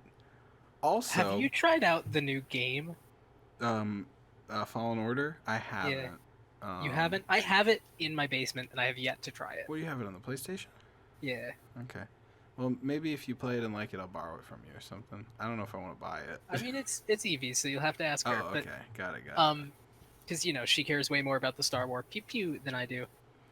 I care so much about the Star Wars, and I'm so upset. Like, I cared a lot about the Star Wars when I was younger, because when I was younger and I was seeing the prequel trilogy on release day, each one of them, I loved it because I was a child who was enjoying some cool space movies. It was cool. Then I grew up and I was like, these don't really stand the test of time. I'll watch Voltron, and I was wrong. Because Voltron was worse. The originals sure stand the test of time. Yeah, I mean, you can still watch those. I still have a full box set of the remastered VHSs, in the gold package, sealed. Hey, I have to pull you away from that for a second to talk about... So the original Voltron? No, there's a bunch of lines in this movie that are just lifted directly from other Star Wars movies. And they wanted us to be like, "Oh, I remember that." But instead, I was like, "Fuck you. Stop it." These aren't even placed in good places. It's just really awkward. Like when Palpatine's like, the dark side is a path to many powers that most would consider unnatural. And it's like when he says that in Revenge of the Sith, it's like, oh shit. And when he says it in this movie, it's like, fuck you. But I love, my favorite thing is that, and I said this to Alyssa, in just 3 films, from The Force Awakens to The Rise of Skywalker, in 3 short films, we've gone from them avoiding mentioning the prequels like the plague, to now them going, guys, remember the prequels? Weren't those great? Don't you love Star Wars? We love Star Wars too. Remember the prequels? That's how badly they fucked this up. They had some of the ships from the prequel movies. They've so badly just fucked up this trilogy that in the 3rd movie, they're invoking the prequels to try and get us to like their trilogy. When in the 1st movie, they were like, prequels? What prequels? Those never existed. What are you talking about? Oh, man. How did they fuck this up so badly? I do have to... I honestly believe that it's because it went through so many hands with so little oversight that there was no creative director for the project. Why that they were considered different projects under a single IP, even though they were absolutely supposed to be linked films. Why didn't they get a team together and come up with an outline for the trilogy? I mean, that isn't... if you like that's like, the honestly, question. That's it. Honestly, that's take 100 people, right, and go back to 2014 and say, okay, you have to make the new Star Wars movies. What's step 1? And I 99 of those 100 people would say, oh well, we gotta get a group of people together and figure out what the trilogy's about. Mm-hmm. Like that's step fucking 1, dude. And then it's things like that because people talk about like all this material to work with. Mm-hmm. We've got all of this expanded universe stuff that takes place directly after Episode 6. Yep. What can we pull from there? What's usable for the screen? What will we have to change because it's a retelling? What doesn't work with the other canon that Disney has forced on us? And all that. Yep. That should be step 2 with that group of people. Yeah. And then they said, well, what if we just threw it all away? Because why would we use all those things from the 80s and 90s?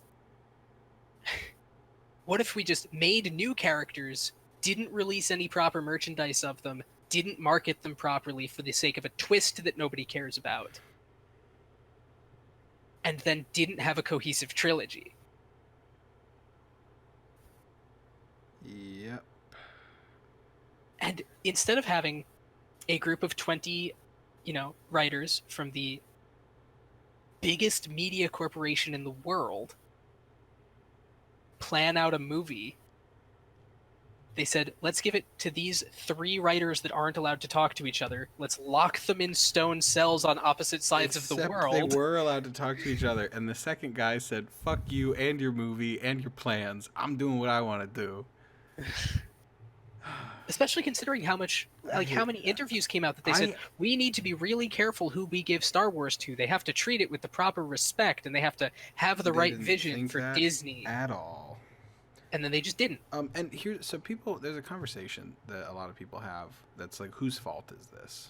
And I find it hard to put the blame on anyone's shoulders except Kathleen Kennedy. Because, yeah, Rian Johnson made the worst film I've ever seen in The Last Jedi. I don't know, man. I saw Blade Runner. But I can't believe you just said that to me. Fucking hated Blade Runner. Rian Johnson made the worst film I've ever seen in The Last Jedi, right? J.J. Abrams made The Force Awakens, which the script was like a script by committee about being super safe and copying A New Hope. So I don't know how much we can blame JJ for that, but there's a lot of JJ's handprints all over The Force Awakens. And that's not a perfect movie. There's some problems with it. And JJ made The Rise of Skywalker, which is a hot piece of trash, right? We can say all that, but Kathleen Kennedy is the head of Lucasfilm, and she's the one who said, hey, Rian Johnson, you're making Episode 8. You can do whatever you want. Literally anything. You can write one draft and then shoot that. That's fine. I don't care. And you know, she's the one who didn't. Somebody had to make the milk alien. Yep. And in the whole process, the whole, I'm sure, weeks long process of making the latex for that thing, making the because it was practical, Mm-hmm. making the robotics to put inside of it, setting it up on that island that I'm sure was not in any way accommodating, Yep. transporting it, showing it to the actors, saying this is what's happening. Nobody said, "Hey, dude, There's this is awful." photos of Mark Hamill practicing milking it. Yeah. Mm-hmm. Like, nobody once looked Here's at Ryan what- Johnson and said, "You're a fucking moron." Here's what I'll say about stuff like that, right? Like if you were on like the effects team or the props team or whatever, right? You can't see the movie before the movie's made, you know? Yeah. And you have a job to do, and you know, you're going to do it to the best of your ability, right? I'm sure that you know, alien animatronic worked really well. You know, and I'm sure that they did a great job. I'm sure and they it were told wasn't to do difficult for Mark Hamill to milk it, right? Like, the here's the problems that I have, right? So I can't really say like they should have said something, right? But a lot of people read the script. Yeah, like And- I'm not blaming the props It seems people. that no one except Mark Hamill went to Ryan Johnson and said, "What the fuck is this?"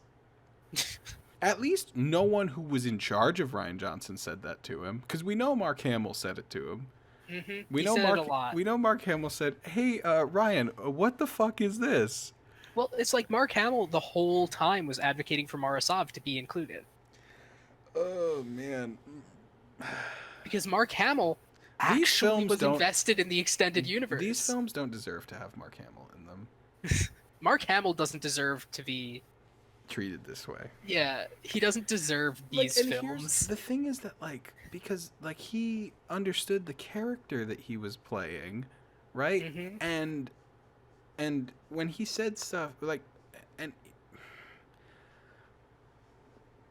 He should have walked off. yeah, Honestly, he should have said, "Make the movie without me, yep, or make a different movie," yeah, because so he had that power. he was invested in the character that he was playing, right? And I'm not saying that like, you know, always like you should like trust the actor over the person who wrote the movie, right, or anything like that. I'm not saying Always true. but like he, you know, he he's been playing this character like as long as Ryan Johnson's been alive, right? And he understands the character and he understands the world clearly better than Ryan Johnson does, right? And I'm not saying do whatever Mark Hamill says, right? But when Mark Hamill comes to you after reading the script and says, "Hey, for X, Y, and Z reason, I don't think Luke would do this," and instead of saying, "Oh, actually, here's where it makes sense," when you say, "Oh, well, that's what the movie is, so do that," fuck you. Like, jeez, crow. And like I also like I could see a story where Luke has like, you know, like almost given up, and you know he's lost his way and he doesn't know what to do, right? Like, and he's secluded himself somewhere. I could see a story like that being interesting, but we need all the lead up to that. We need to know how and why and when. You can't just say Not a that's single flashback scene wherein he almost kills a child for no reason. You can't just say and then that's that child kills all the rest of the students. You can't just say that's how it is. You know? Like, you can't do that. There's established stuff before this movie. Oh man. And I really like and by like I mean hate, when like all the criticism of The Last Jedi was happening and Ryan Johnson was like, "Oh, you know, if Empire came out today, it would have been torn apart by all these people on the internet." And it's like, that's not true, because it's a good movie that's well written and well made, and your movie's bad. It's like Stephen Moffat saying that his tenure on Doctor Who was the greatest thing to happen to the show. Also, my favorite thing because he about did it, people... and he's the best thing to happen to TV. I want to punch Yep. Stephen Moffat in the throat. he's terrible. But so the other thing is like a lot Dude of people can't even follow his own rules in a single episode. I'm remember trying to that? You keep. remember I'm how trying he to keep us on Star established? Wars for like a second here. You remember how he Oh my established God. that the thing that kills Weeping Angels is when Weeping Angels are looking at each other? And Yeah. that was the whole plot of the first Weeping Angels episode. And Yeah. that's why, and they were so rare, and that's why, like, we'd never heard of them before, and those three were the only three we'd ever see. And then later on, he was like, here's a whole cave full of Weeping Angels that Here's are a whole all in planet direct of view of them. one another. Yep. Yeah. They can just do what they want. And also, if they think you can see them, they still can't move. What? Yep. Because it's not that, like, they just don't move. It's that they physically can't until you look away. Yep. That's the whole fucking point. And he wrote both of those episodes So, but himself. here's the question, right? Like, does that imply that a weeping angel of very strong will could, while someone's looking directly at them, convince themselves that they're not being looked at, and that means they can move? That this person has been blind the whole time and is acting on reflex and just touch them. Right, like that implies the fact that they can't move when they think you're looking at them implies that if they convinced themselves that you weren't looking at them, they could move even if you were. Mm-hmm. It's weird that that's never happened. Because Stephen Moffat didn't want to write an episode with a weeping angel that we could see moving. Yep. Because he was a fucking moron. He said, this is the scariest thing ever because it only moves when you're not looking. And it's like, okay, but now you've made us look at them in essentially stop motion moving. Yeah. And also they're not scary anymore because you broke all of their rules. Either they get you or they don't. Yep. It's like, what if Freddy Krueger could just do whatever whenever? It's like, oh, well, then that's So not a he's good just a movie dude anymore. with knives? He can just do whatever. That's a different film. Mm-hmm. I was trying to say something about Star Wars. Okay, so go back to Star Wars. I've don't- complained about Stephen Moffat enough. I hate that man. Yeah. With a burning it was fucking something about passion. Ryan Johnson being bad at writing, which is a lot of things. So I'm trying to remember. Oh, Empire. Like an argument that I fucking hate people who defend The Last Jedi, by the way. And that is the fact that those people exist and that they hate The Rise of Skywalker kind of makes me love The Rise of Skywalker. I mean, it's terrible and I hate it. It's a piece of garbage. But I love that it gives me a lot of ammunition to, dunk on the people who liked The Last Jedi, basically. Which I'll get into that in a second. But the argument that people would make is like, oh, well, yeah, you all hate The Last Jedi because you're stupid. But people hated Empire when it came out, and now everyone acknowledges that that's the best Star Wars movie. And that's not true. It just isn't true. People fucking lost their minds over Empire when that movie came out. They absolutely loved it. Now, it is true that there was a fair number of critics that did not like Empire when it came out. Kind of like there was a lot of critics that loved The Last Jedi when it came out. It's like they were wrong twice. Isn't that weird? But most critics liked it. There was a big number that didn't like it, So it's a really shitty argument based on lying. Which I don't think that these people who make that argument are lying. I think that they heard that argument somewhere and then just believed it. Because it fit with their worldview of The Last Jedi being a good movie and everyone disliking it being stupid. But yeah, I love that, now when people are like, who liked The Last Jedi don't like The Rise of Skywalker, I can be like, whoa. You just didn't like it because it subverted your expectations? What are you, an idiot? Do you not understand good filmmaking? Christ. I'm so happy, dude. Like, You could just turn the Game of Thrones arguments against them. well, the Game of Thrones arguments originated with The Last Jedi. I know.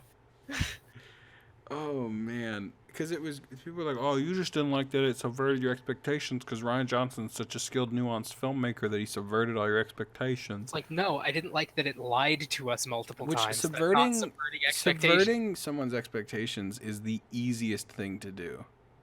You just don't do the thing that makes sense to do. Like, it's literally the easiest thing that you could possibly do. Like let's subvert some expectations, right? Okay, so here's the scene. There's two guys with gloves and a baseball, and one guy throws the baseball at the other guy, and he catches it in the glove. Then guy two throws the baseball back to guy one, catches it in the glove. Then guy one throws the baseball, right? And But guy 2 is dead. oh, I would sure, and guy two is just dead. I was gonna Yeah, and say, he's dead on the but ground and instead has of been the whole but instead time. of going towards him, it flies up into the sky, and explodes and becomes a naked man. Your expectations have been Oh, we're subverted. watching Watchmen now. Your expectations have been subverted. Was that a good movie? Was it a good quality scene? No, no, it wasn't. You can now like subverting the audience's expectations isn't an inherently good or bad thing. It's a tool, and it can be used well, like finding out that Vader is Luke's father, or it can be used poorly, like every instance of it in The Last Jedi. It's also like And after specifically saying that Rey's parents were nobodies, and then saying no, but they were actually Palpatine's kids. Hey, so what's the thing? Okay, I forgot about this until you just sound now. so angry. I'm so happy. So, Sheev fucks. He fucking fucks, dude. Sheev Dude, fucks. Sheev Palpatine at some point boned down, dude. Now, Alyssa and I did do the math. Just the image of the fucking New Hope Sheev Palpatine. Alyssa And and the I, words Sheev fucks. dude, Sheev Palpatine bones down, dude. Now, Alyssa and I did the math. It is probable that he boned down before the fall of the Republic. I Just don't think the timeline ages wise, match up. yeah, it does. How? So Rey is in her 20s, right? Okay. So she and was presumably the Republic fell. Sorry. So the Force Awakens is 30 years after Return of the Jedi, right? Okay. And Return of the Jedi is 22 years or 23 years. Wait, math is 23 years after Revenge of the Sith. Mm-hmm. Right? So that's 53 years. Right? Mm-hmm. And Rey is 20 something. Right? Which means that, if her parents were,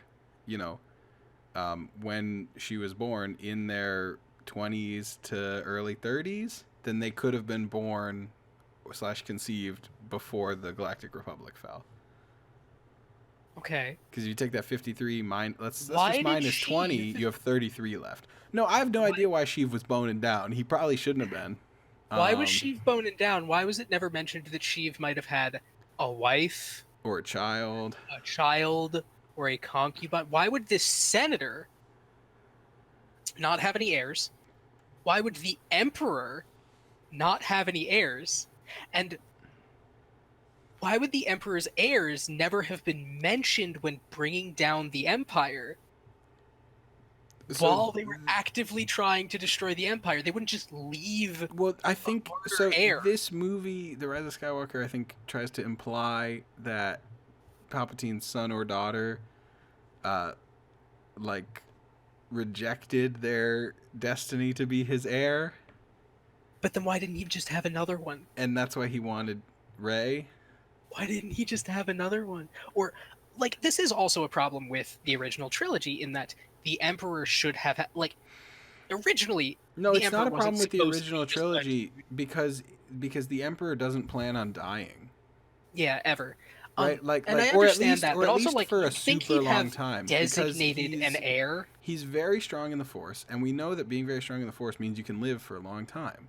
Like right? Yoda, which is why he's all green and small and wrinkly. So the Emperor, doesn't plan on dying, at least for a really long time, right? So it's I think fine that he doesn't have an heir. He's also a Sith Lord, and he has an apprentice, and he's planning to get a new one in Luke. So presumably, right, if everything goes according to the Emperor's plan, right, he turns Luke to the dark side, Vader dies, and then many years down the road, after Palpatine has taught Luke everything, Luke will kill him and become the Emperor. That's Palpatine's plan, right? Right? Like he turns Luke, and then a couple of decades later, Luke kills him and becomes the Emperor. You know? Yeah, Uh, but also Sheev Sheev Palpatine, yeah. fucks. He fucks, dude. He bones down. Sheev fucks. I cannot believe it. I cannot believe that Sheev bones down, That dude. is the plot twist they decided on for this fucking movie. Is Sheev fucks. Yep. Spoilers for Rise of Skywalker. I Sheev like I fucks. like that we never got it revealed to us why Rey is, so good at the Force with zero training. I like that the answer is she just is. Well, the answer in this one was Sheev fucks. She fucks. Yeah, I guess being Palpatine's granddaughter means you're just really good at the Force with no Yeah, because the training, Force is apparently hereditary, which doesn't which make is false. any fucking sense at all. I mean, I guess it was hereditary because Luke. No. So it being hereditary isn't what I was saying. Doesn't make any sense. Her being powerful in the Force with no training, because of her grandfather, that doesn't make any fucking sense at all. Yeah. I think I'm fine with the Force being hereditary. There's no in the movies. It brings us back to midichlorians. So in the movies, there's no given explanation for this, right?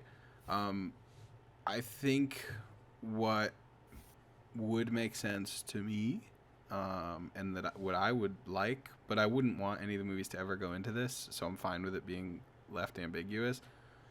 I would like the idea that we know for certain, 100%, that anyone from any parents can just be Force sensitive, right? Mm-hmm. And I'm fine with the idea that if your parents are Force sensitive, you're more likely to be Force sensitive. I'm totally fine with that.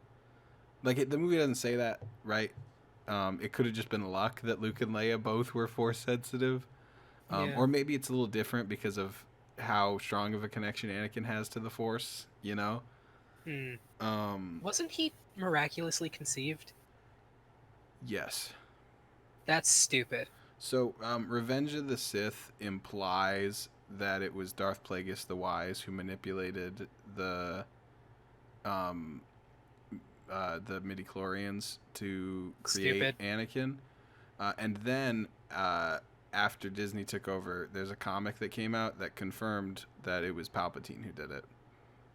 There was also a comic that came out wherein Vader lived after episode 6,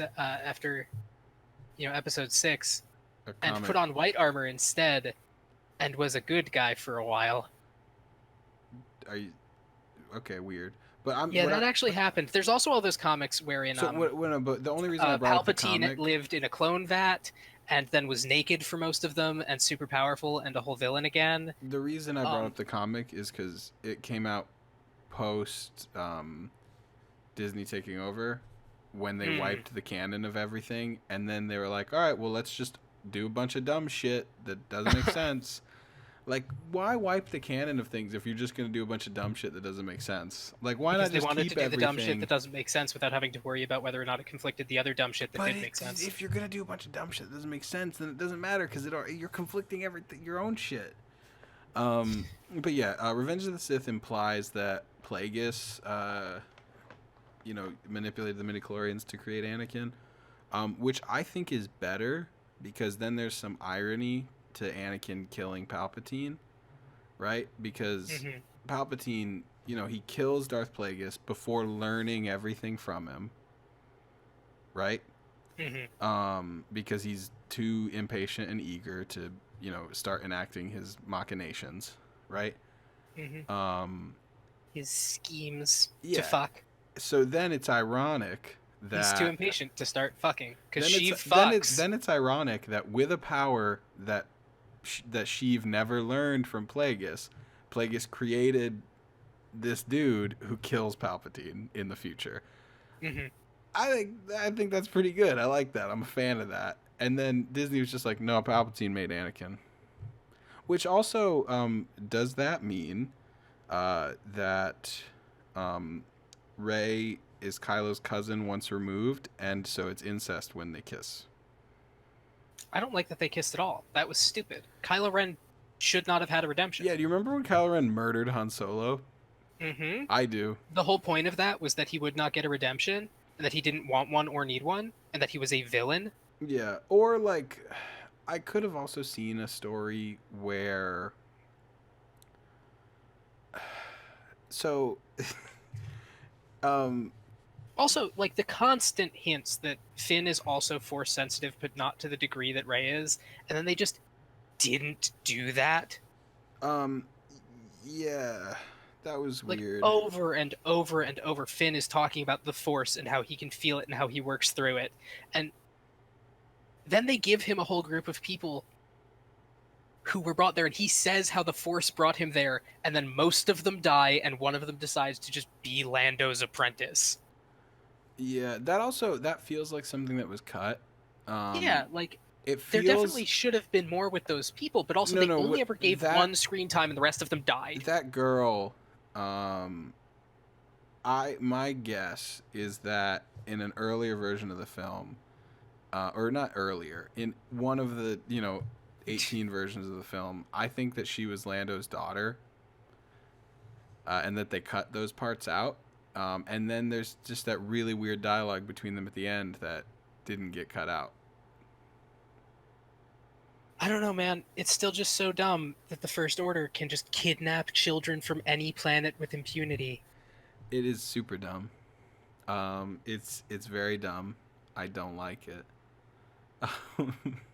I mean, and that's, to be fair, right? That's something from The Force Awakens. Mhm. But we don't get any. It's stupid. Well, what I'm saying is They could have just had new we clones. don't really get any explanation on it in The Force Awakens. So when they gave us the explanation, it could have been that like the kids they kidnapped were from like the Outer Rim or something. I thought that it was implied that those children were kidnapped because they were force sensitive, so that they could have it trained out of them. I don't think that was implied. Like, I could have sworn I I don't think so. that they did it so that new Jedi couldn't pop up. I I don't think that that's ever implied. I could be misremembering, but I think that you are misremembering. It might have been in the novelization or something. Maybe. Um, which I love that the novels literally contradict the movies. Yeah, because the novels are trying to fix the problems. Like, I love that the novelizations of the movies contradict those movies. They're written by single people who say, I need to make something that is good and people will want to read. Like how at the end of the Force Awakens novelization, Rey meets Poe. And then at the end of The Last Jedi, Rey meets Poe. Also, isn't it crazy that two of our main characters meet each other for the first time in the closing moments of the second film in a trilogy? Also, isn't it crazy that leading up to the third film in this trilogy, all our main characters share almost no screen time? They really wanted to establish a new trio. And then they didn't. Yeah, and then they just didn't. It's super bad. Yeah. And it's because Rian Johnson didn't care about making a movie that was a good follow-up to The Force Awakens or that was a good middle part of a trilogy. There was a movie that he wanted to make. He happened to be making a Star Wars movie, and he made that movie with Star Wars on it. Things. Yeah. It's so I got a fucking blank bad. check. Yeah, he did, which is goddamn ridiculous because before Star Wars, he'd made like 2 fucking movies, and they're bad movies. Mm-hmm. They're not good. Anyone who says they like Looper is an idiot. I mean it. Looper is horrendous. You know what else is horrendous? What? If you're gonna say Blade Runner? I was gonna say Blade Runner. Eddie, I need you to know Blade Runner is an awful film. I don't think so. I like Blade Runner. Blade Runner is awful. I haven't watched it in a while though. I'll watch it again. I have never seen a movie try so hard to avoid saying it's moral. I will. I'll watch it again. So that I can either realize I was wrong or argue against you. But I haven't watched it in a while. But I like Blade Runner. so bad. The pacing was okay. The thing that Blade Runner did really well, and it was one thing. The thing that Blade Runner did really well Mm-hmm. is it established the visual impact of science fiction. Everything about Blade Runner said, this is Earth in a far gone future where technology has become the be all end all. Mm-hmm. And it did that really well. But also, what Blade Runner did is it went to every local prop, animal, and costume house and said, what do you got? And that's why there's just emus in scenes, and why there's like squirrels on stuff, and just all of it. There's a giraffe at one point. There's a whole boa around somebody's neck that's just never brought up. And they're like, "Is that a real snake? Do you think I have the money to get a real snake while I'm working in this place?" And it's like, why is there a snake here at all? Why was that a thing? And just all of it is just so awful. There's a whole character who speaks in Japanese until his last line of the movie, and there is no purpose to him being in any of the scenes he is, and he makes origami and he leaves. And he's a cop, and he wears some cool outfits, and he is just around Harrison Ford. He speaks Japanese. He says something poignant at the end after the only worthwhile monologue of the movie.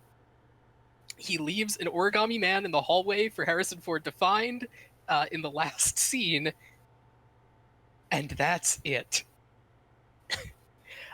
The whole fucking movie. And like, I can tell that everything that was done in it that I hate was a deliberate choice, and I have to commend their commitment to those choices. Okay. But this movie tried so hard to both illustrate and avoid its own point. And it failed so hard to both illustrate and avoid its own point that I knew exactly what they were trying to do in every scene and exactly how they failed to do it. I guess I just disagree. Everything, I feel like everything the film in it, I was is just like, pretty I know exactly what they successful. want to come across with this, and it's not coming across so hard that I can tell what it is despite it having no evidence. Ben, we'll It's have like to. there's a Terry Pratchett quote about sneaking, Okay.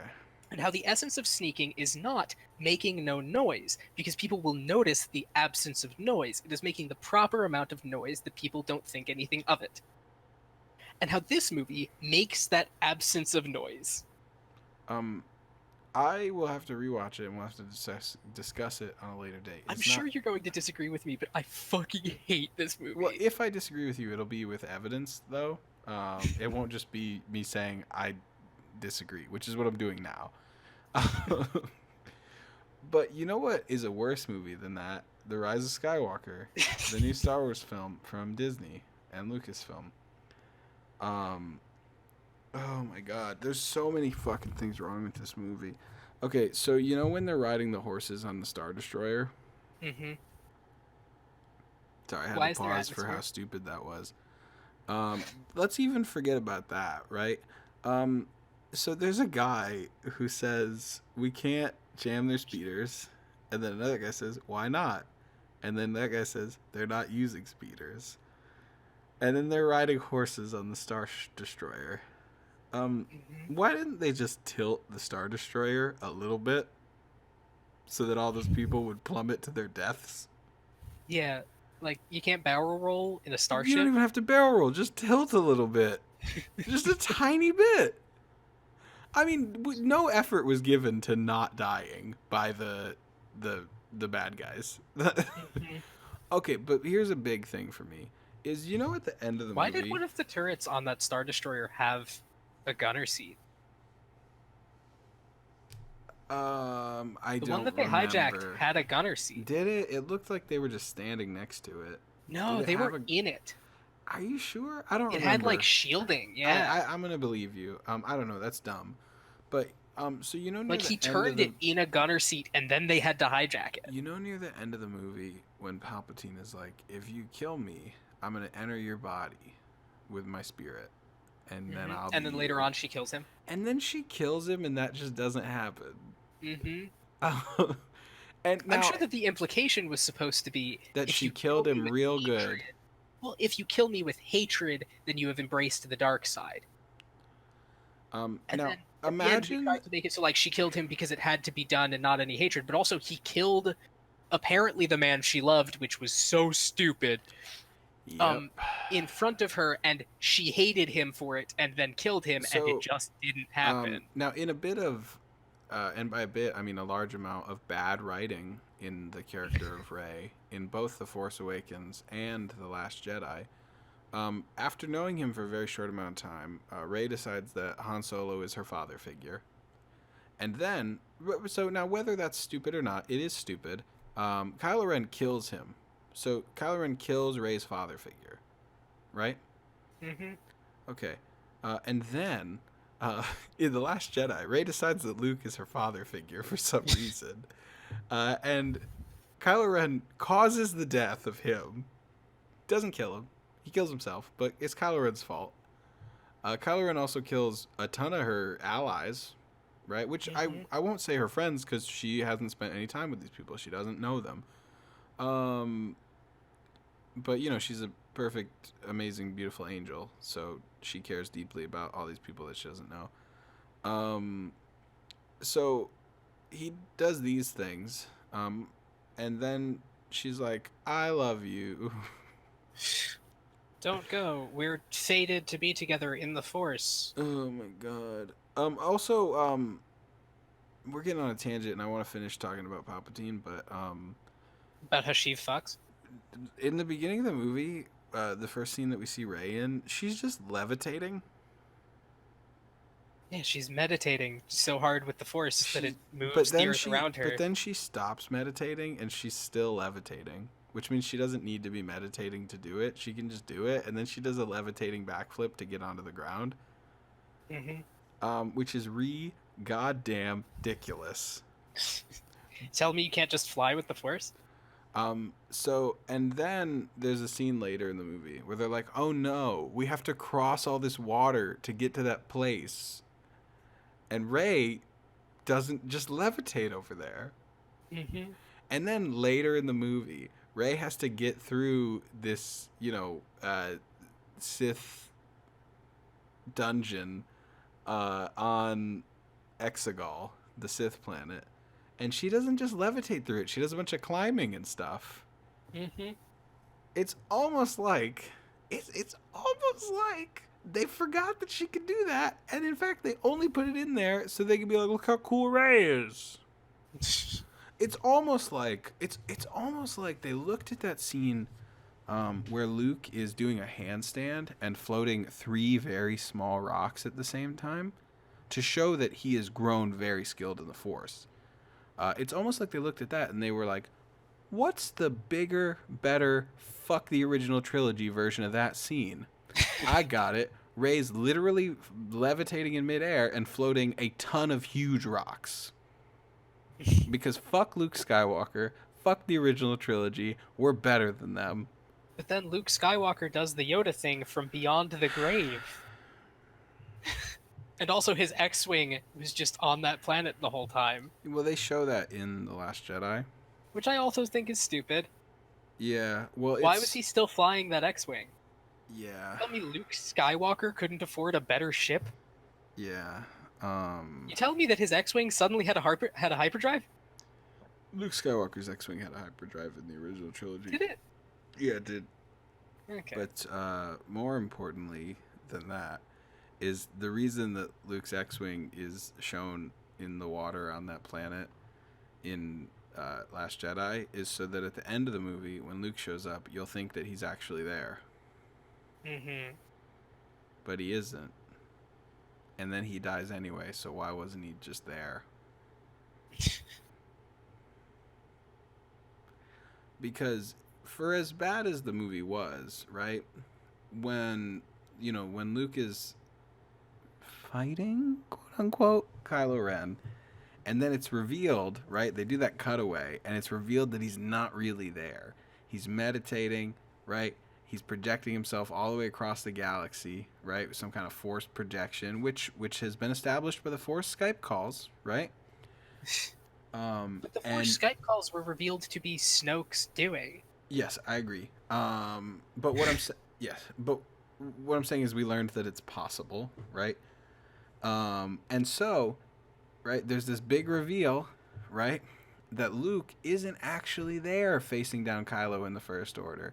He tricked Kylo in the First Order and gave the Resistance time to escape or whatever, right? Mm-hmm. And then ignoring a lot of the bad writing around that, which I won't get into right now unless you really want to, right? I think a lot of people, myself included, were like, "Oh, that's pretty clever," you know. That's I can dig that. That's pretty clever that he wasn't actually there and he's over on this island, and that's cool, you know. And now he can not be killed by Kylo Ren here in this moment on this planet where he can't win this fight, and instead he just is back on that planet that he was on the Mm-hmm. island. I was like, that's kind of cool. And then he just fell over and died. And it's like, why wasn't he just there then? Why didn't you just have him show up? You know? Mm-hmm. And actually Because then they physically. wouldn't get to show off their cool anti-aging Disney CG magic. Yeah, I guess that's Because I they guess sure that's love that why. shit. And then there's the scene at the end of The Last Jedi, where there's those slave children that were not freed from slavery, and they're retelling the story with their little dolls of Luke Skywalker, standing up to the First Order, right? Why did that story inspire them or anybody? Because let's talk about what the story is, right? Um, yeah, Luke Skywalker showed up, and the Supreme Leader went down to fight him, and then he just kind of disappeared. It was really weird. And that's the whole story, and that somehow inspired these people. Uh, also, like, let's say you're the First Order, right? So Kylo Ren has the Force. He can probably feel that Luke died, right? So you're Kylo Ren. You go back up to the ship, and they're like, "What happened?" And he's like, "Luke Skywalker's fucking dead." They're like, "What? What do you mean?" He's like, "Yeah, he's dead. He's fucking dead, guys." So now you're the First Order, right? What's the story? You go, "Yeah, we killed Luke Skywalker on Crate. He's fucking dead." Right? And now nobody's inspired. Now everyone's like, "Wait, Luke Skywalker died? Oh, well, I guess there's no hope." Like, how did anybody get inspired by this bullshit? So they get inspired by that stupid story of Luke doing nothing on Crate, but everyone thinks that him defeating the Empire, destroying the Death Star, was a myth. Also, in the Rise of Skywalker, when they meet Lando, he's like, "I'm Lando Calrissian," and they're like, "Yeah, we know who you are," and it's like, "What? You thought Luke Skywalker was a myth? What the fuck are you talking about? We know who you are."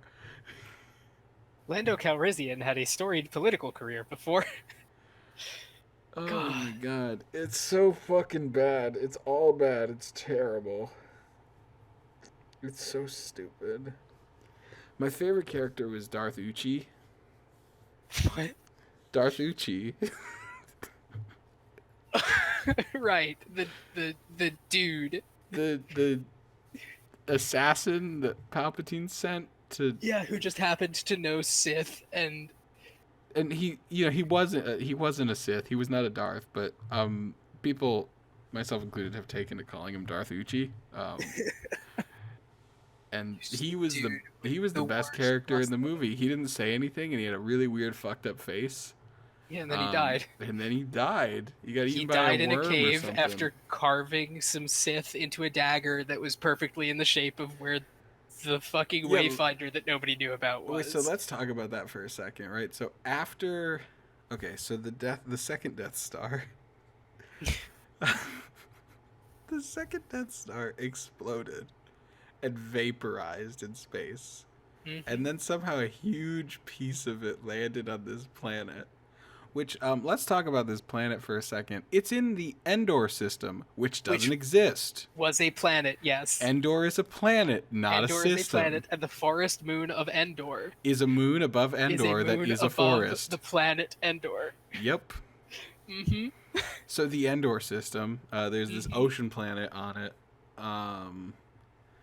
and a big piece of the second Death Star, which was vaporized by its own engine exploding. A big piece of it that somehow wasn't vaporized landed there. Mm-hmm. Okay, and then Palpatine had a dagger made in the shape of the wreckage. Mm-hmm. For some fucking reason. And he gave it to the assassin. He gave it to Darth Uchi. He gave it to Uchi. But let's talk about this for a second. Let's talk about the absolute galaxy brain decision here, okay? So he had the dagger made in the shape of the wreckage, which luckily, over the past 30 years, on the planet of constant fucking tidal waves and torrential downpours, and who knows what other kind of weather. Luckily, the wreckage hasn't changed shape or fallen apart in any way, and is shaped exactly the same as the day the fucking dagger was made 30 years ago. And he made this dagger, which on it, in Sith, told you how to find the Wayfinder, which tells you how to find Palpatine's secret base, and you gave this to your assassin. But the thing is that they say multiple times that it was carved into the dagger down there. It wasn't inscribed when the dagger was made. Oh, did they say that? That Uchi carved it into the dagger? Yeah, they say that Uchi carved it into just the words. They say that Uchi carved the words into the dagger. Weird. Which means that he spoke Sith. Yeah. Well, maybe And he also was decided he was one of to- those 10,000 Sith that were on Exegol. It's possible, but also he just I in love case Darth. anybody ever found his body, they'd know how to get to Exegol just in case. He was that's the Sith fucking way though, right? Uchi, all right, it's canon now. He's Darth Uchi because that's the absolutely the Sith way. Shit, I'm gonna die in this cave. I better do everything I can to take down Palpatine with me. Like Christ, why couldn't he find his way out of a fucking cave? I don't fucking the exit know. right there. You tell me that worm didn't move in 30 years? Well, was it supposed to be that the worm killed him?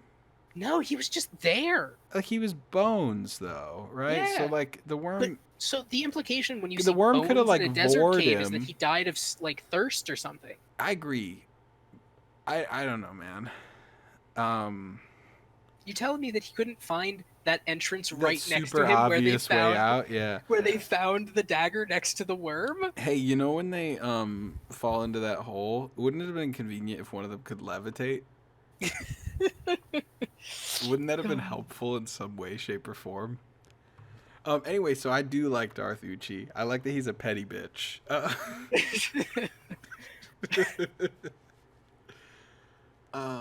Jesus Christ, dude. It's so bad on every fucking level. Did you notice all the crazy artifacting on the visual effects? No. Like there was just a lot of like unfinished, poorly rendered like VFX in the movie. See, that I didn't notice because I saw it in 3D. Oh, okay. I saw it in 2D. Yeah, I didn't buy the tickets. The biggest offender was when they were on the ocean planet. The rain is really bad. It's really bad. The rain VFX, they're horrible. They're not good. There's other parts too, but that was the part I noticed the most.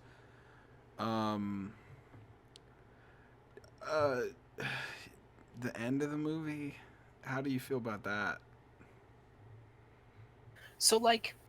I'm Rey Skywalker. Literally, I gagged. Like, so, like, the thing is that she showed up on Tatooine. And I turned to Evie and I said, why the fuck is she on Tatooine? The whole point of Tatooine is that nobody wants to be there, and there's nothing on it. It was so she could bury Anakin's lightsaber in the sand. And it was so that she could bury 2 kyber crystals. so that nobody could ever use them again. Yep.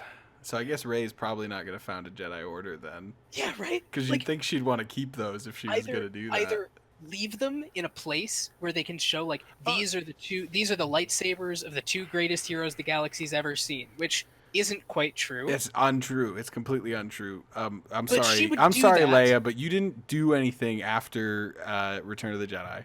You did But absolutely nothing. But so, like, she could have done that. She could have taken them apart for the kyber crystals to be reused in the future, because kyber crystals are really hard to source. Yeah, because And that's a thing. because the Sith or the Empire, destroyed a lot of the sources of them. Mm-hmm. And That's a thing. She could have done a lot of things with those. She could have made her own lightsaber out of the two of them, yeah. so that she would have something double-sided and unique. It's super weird that she never had a staff lightsaber. Mm-hmm. Except for the Sith version of her, because only the Sith customize their lightsabers. Yeah, I fucking guess so, dude. Jeez and crow. And so, like, I did like. I was about to say the had her Sith own and color. Anakin, and then I remembered that Anakin became a Yeah, good Sith. job. But, like, it's like, I did like that she had her own unique color of lightsaber. Yeah, I wish that she had done that at any lightsaber. point. What? She had a piss-colored lightsaber. It was orange. But anyway, and there is precedent for an orange lightsaber. Oh god. No, I'm fine so, with a like, yellow lightsaber.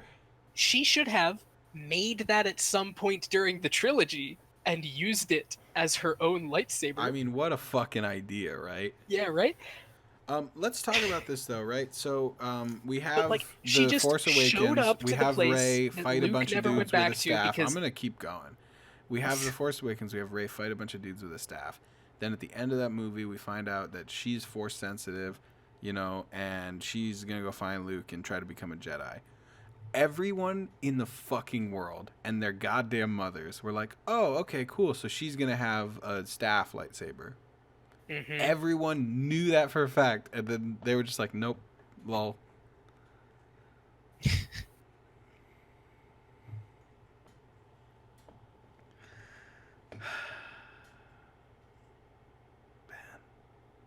It's so bad. It really is. Also, let's Because talk also, about like, Luke would have Rey. had her make her own lightsaber. It's the Like it's like the last thing that you do. well, it's like fucking Kylo Ren did it already in training, Yeah, which is weird. and then he threw that one away to make a shittier one because it was red. Yeah. So, when he's getting his butt kicked by the Knights of Ren, and it's like, man, wouldn't it be convenient if you hadn't thrown your lightsaber away because it was the wrong color? Yeah, right. Wouldn't it have been very helpful? And oh my god, the choreography, by the way, in this movie was terrible. It's some of the worst I've seen, man. Like, I didn't think that, and it might be worse than that throne room scene in The Last Jedi, man. I don't know. It might. The problem be. with the throne room scene Is that was it's that horrible. they kept slowing it down and zooming in, It's really bad choreography. and there is no Hollywood and- choreography that can stand up to slowing down and zooming in. Yeah, but the problem is that they also had really bad choreography. It's really, really bad. And the actors clearly didn't either they didn't use the good takes in the final edit of the movie, or Adam Driver and Daisy Ridley never got good takes of the choreography, because it's really bad. Like, if you with any scrutiny watch that scene, like, there's not a single like action in the fight that you're not like, oh, that's not good, that's bad. Like, there's so much of like the what are Snoke's guards called? I don't know. They're just Imperial guards, but in slightly different armor. They're just Imperial guards, but not. Shh. So the Imperial and guards. then suddenly, for some reason, they all have There's just lightsaber-based weapons. There's just a ton of them like aiming at the weapon of Daisy Ridley or Adam Driver because they blocked too early.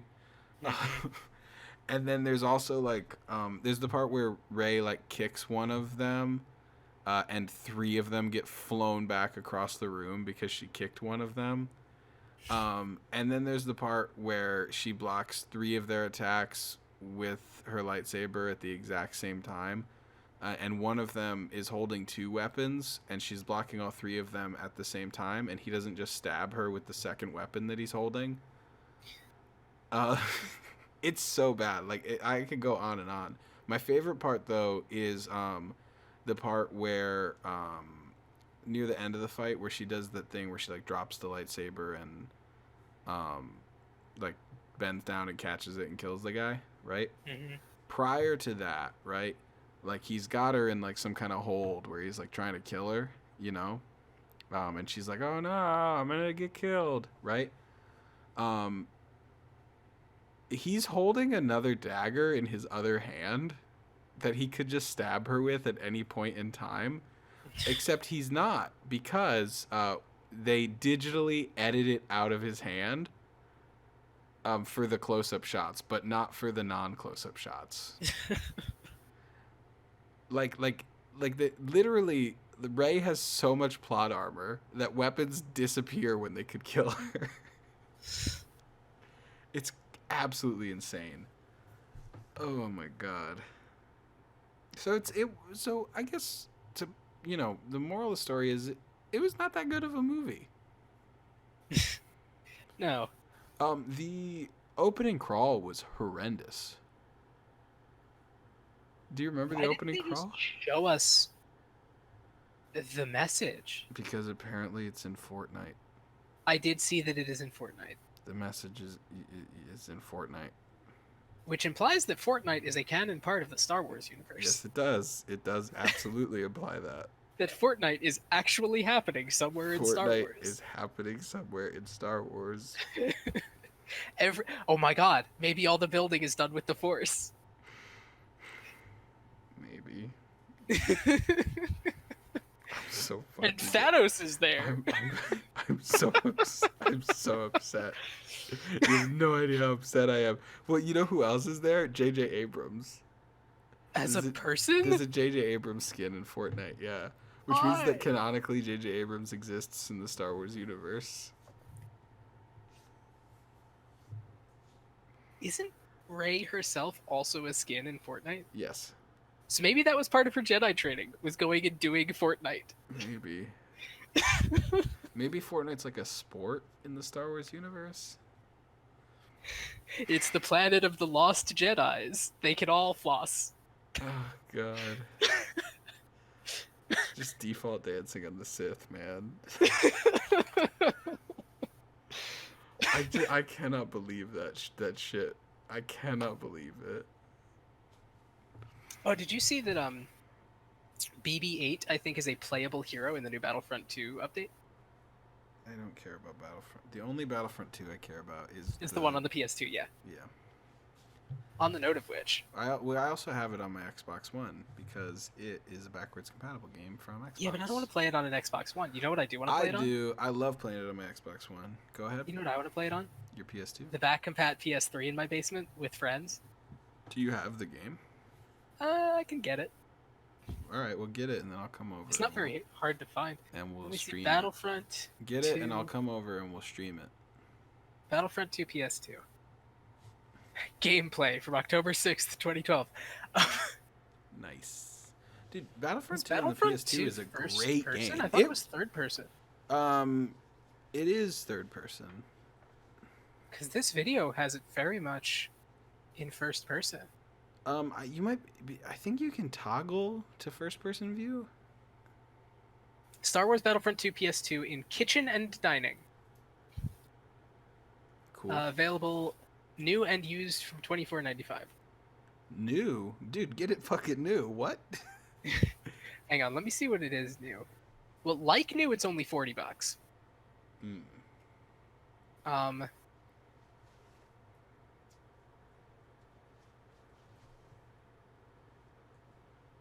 Looks like the only actual new listing, which means that it's sealed, is $90. But the seller... Never mind. Don't do that. Yeah, no, the seller only has 22 ratings. And it's from something called Printables Library, which makes me think that it's fake. It does sound like that. Let me see. Don't buy that. Includes case and manual, $30. Hell yeah, dude. Yeah.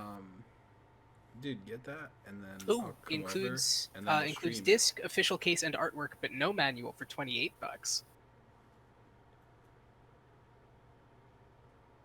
So $2 less, and you don't get a manual. Yeah. Which honestly, I'd go for the manual because manuals are fun. They are. But then like there's this one that says disc only, some scratches, but tested and works. It's like you didn't test it. I know you didn't test it because no game shop tests it.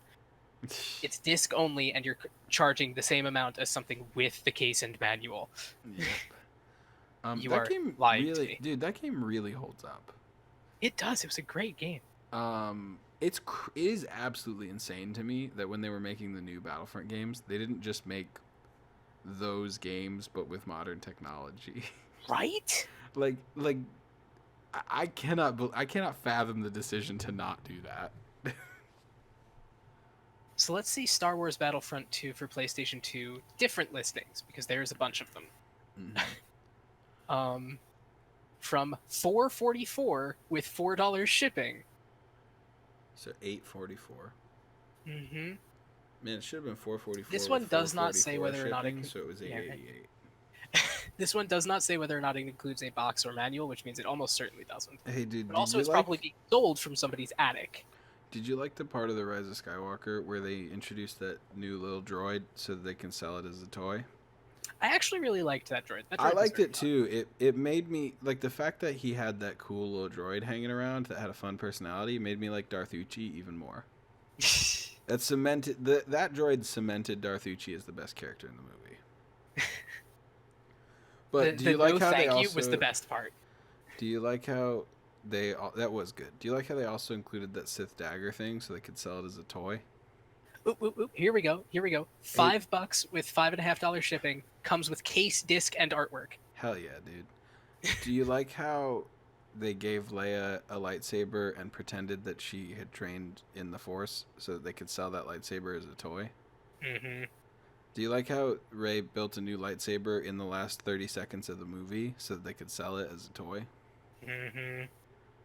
Do you like how they included Babu Frick, who was actually a fun, enjoyable character, and they're probably not going to sell him as a toy? Oh, they're absolutely going to sell him as a toy. They gave him so many fucking "was up" sound bites. I did like Babu. That's all Frick, he was. He was like a multi-scene "was up." Dude, I did like Babu Frick. I'm not gonna lie. I hated that he showed back up at the end, and I also hated that not Mandalorian girl was not Poe's sister. When she showed up and she said all that shit, I was like, she is absolutely Poe's sister. She has to be Poe's sister. Well, she is from his home planet. She's part of the same crew. She hates him more than anyone else in the world. She is family. No, she was an old flame. Yep. And then he propositioned her for sex at the end. Yep. It's just so fucking. Hey, aren't you glad it was literally that Poe just and Finn Disney both have looking at us and now? saying, "Poe can't be gay. He's a main character. See." Hey, don't you like that they included that really short, really fast scene of two women kissing so that they could edit it out in frames. China? Yep, the 17 frames of two women kissing that they can cut out for the international release. Yeah, I liked that part. I was a fan of that. Game disc and artwork. The whole thing costs a little over $10. What's like integrity? I've never heard of it. Disney actually hasn't.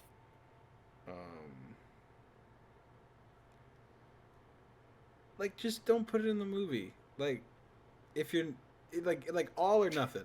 Do you know what I mean? Hey, there's a listing here for Star Wars Battlefront 2 on the PS2. Yeah. It says collectible, good condition, which means that it is not in collectible condition because the next line is missing manual. Which means it's not in collectible condition. Yeah, it's probably not in good condition. It's probably someone who was like, "Oh, I could probably make some money off of this." Mm-hmm. And it says 100% satisfaction, whatever that takes. And it's just like, dude, why are you listing things as collectibles when it is an item to be used that isn't in collectible condition? It's not sealed. Dude, buy it and then get some sexual favors. Yeah. Listen, I'm not 100% satisfied, sir. Meet me at this McDonald's bathroom. Ooh, there's one here for $10.70 with free shipping. That's with booklet, disc, case, and cover art.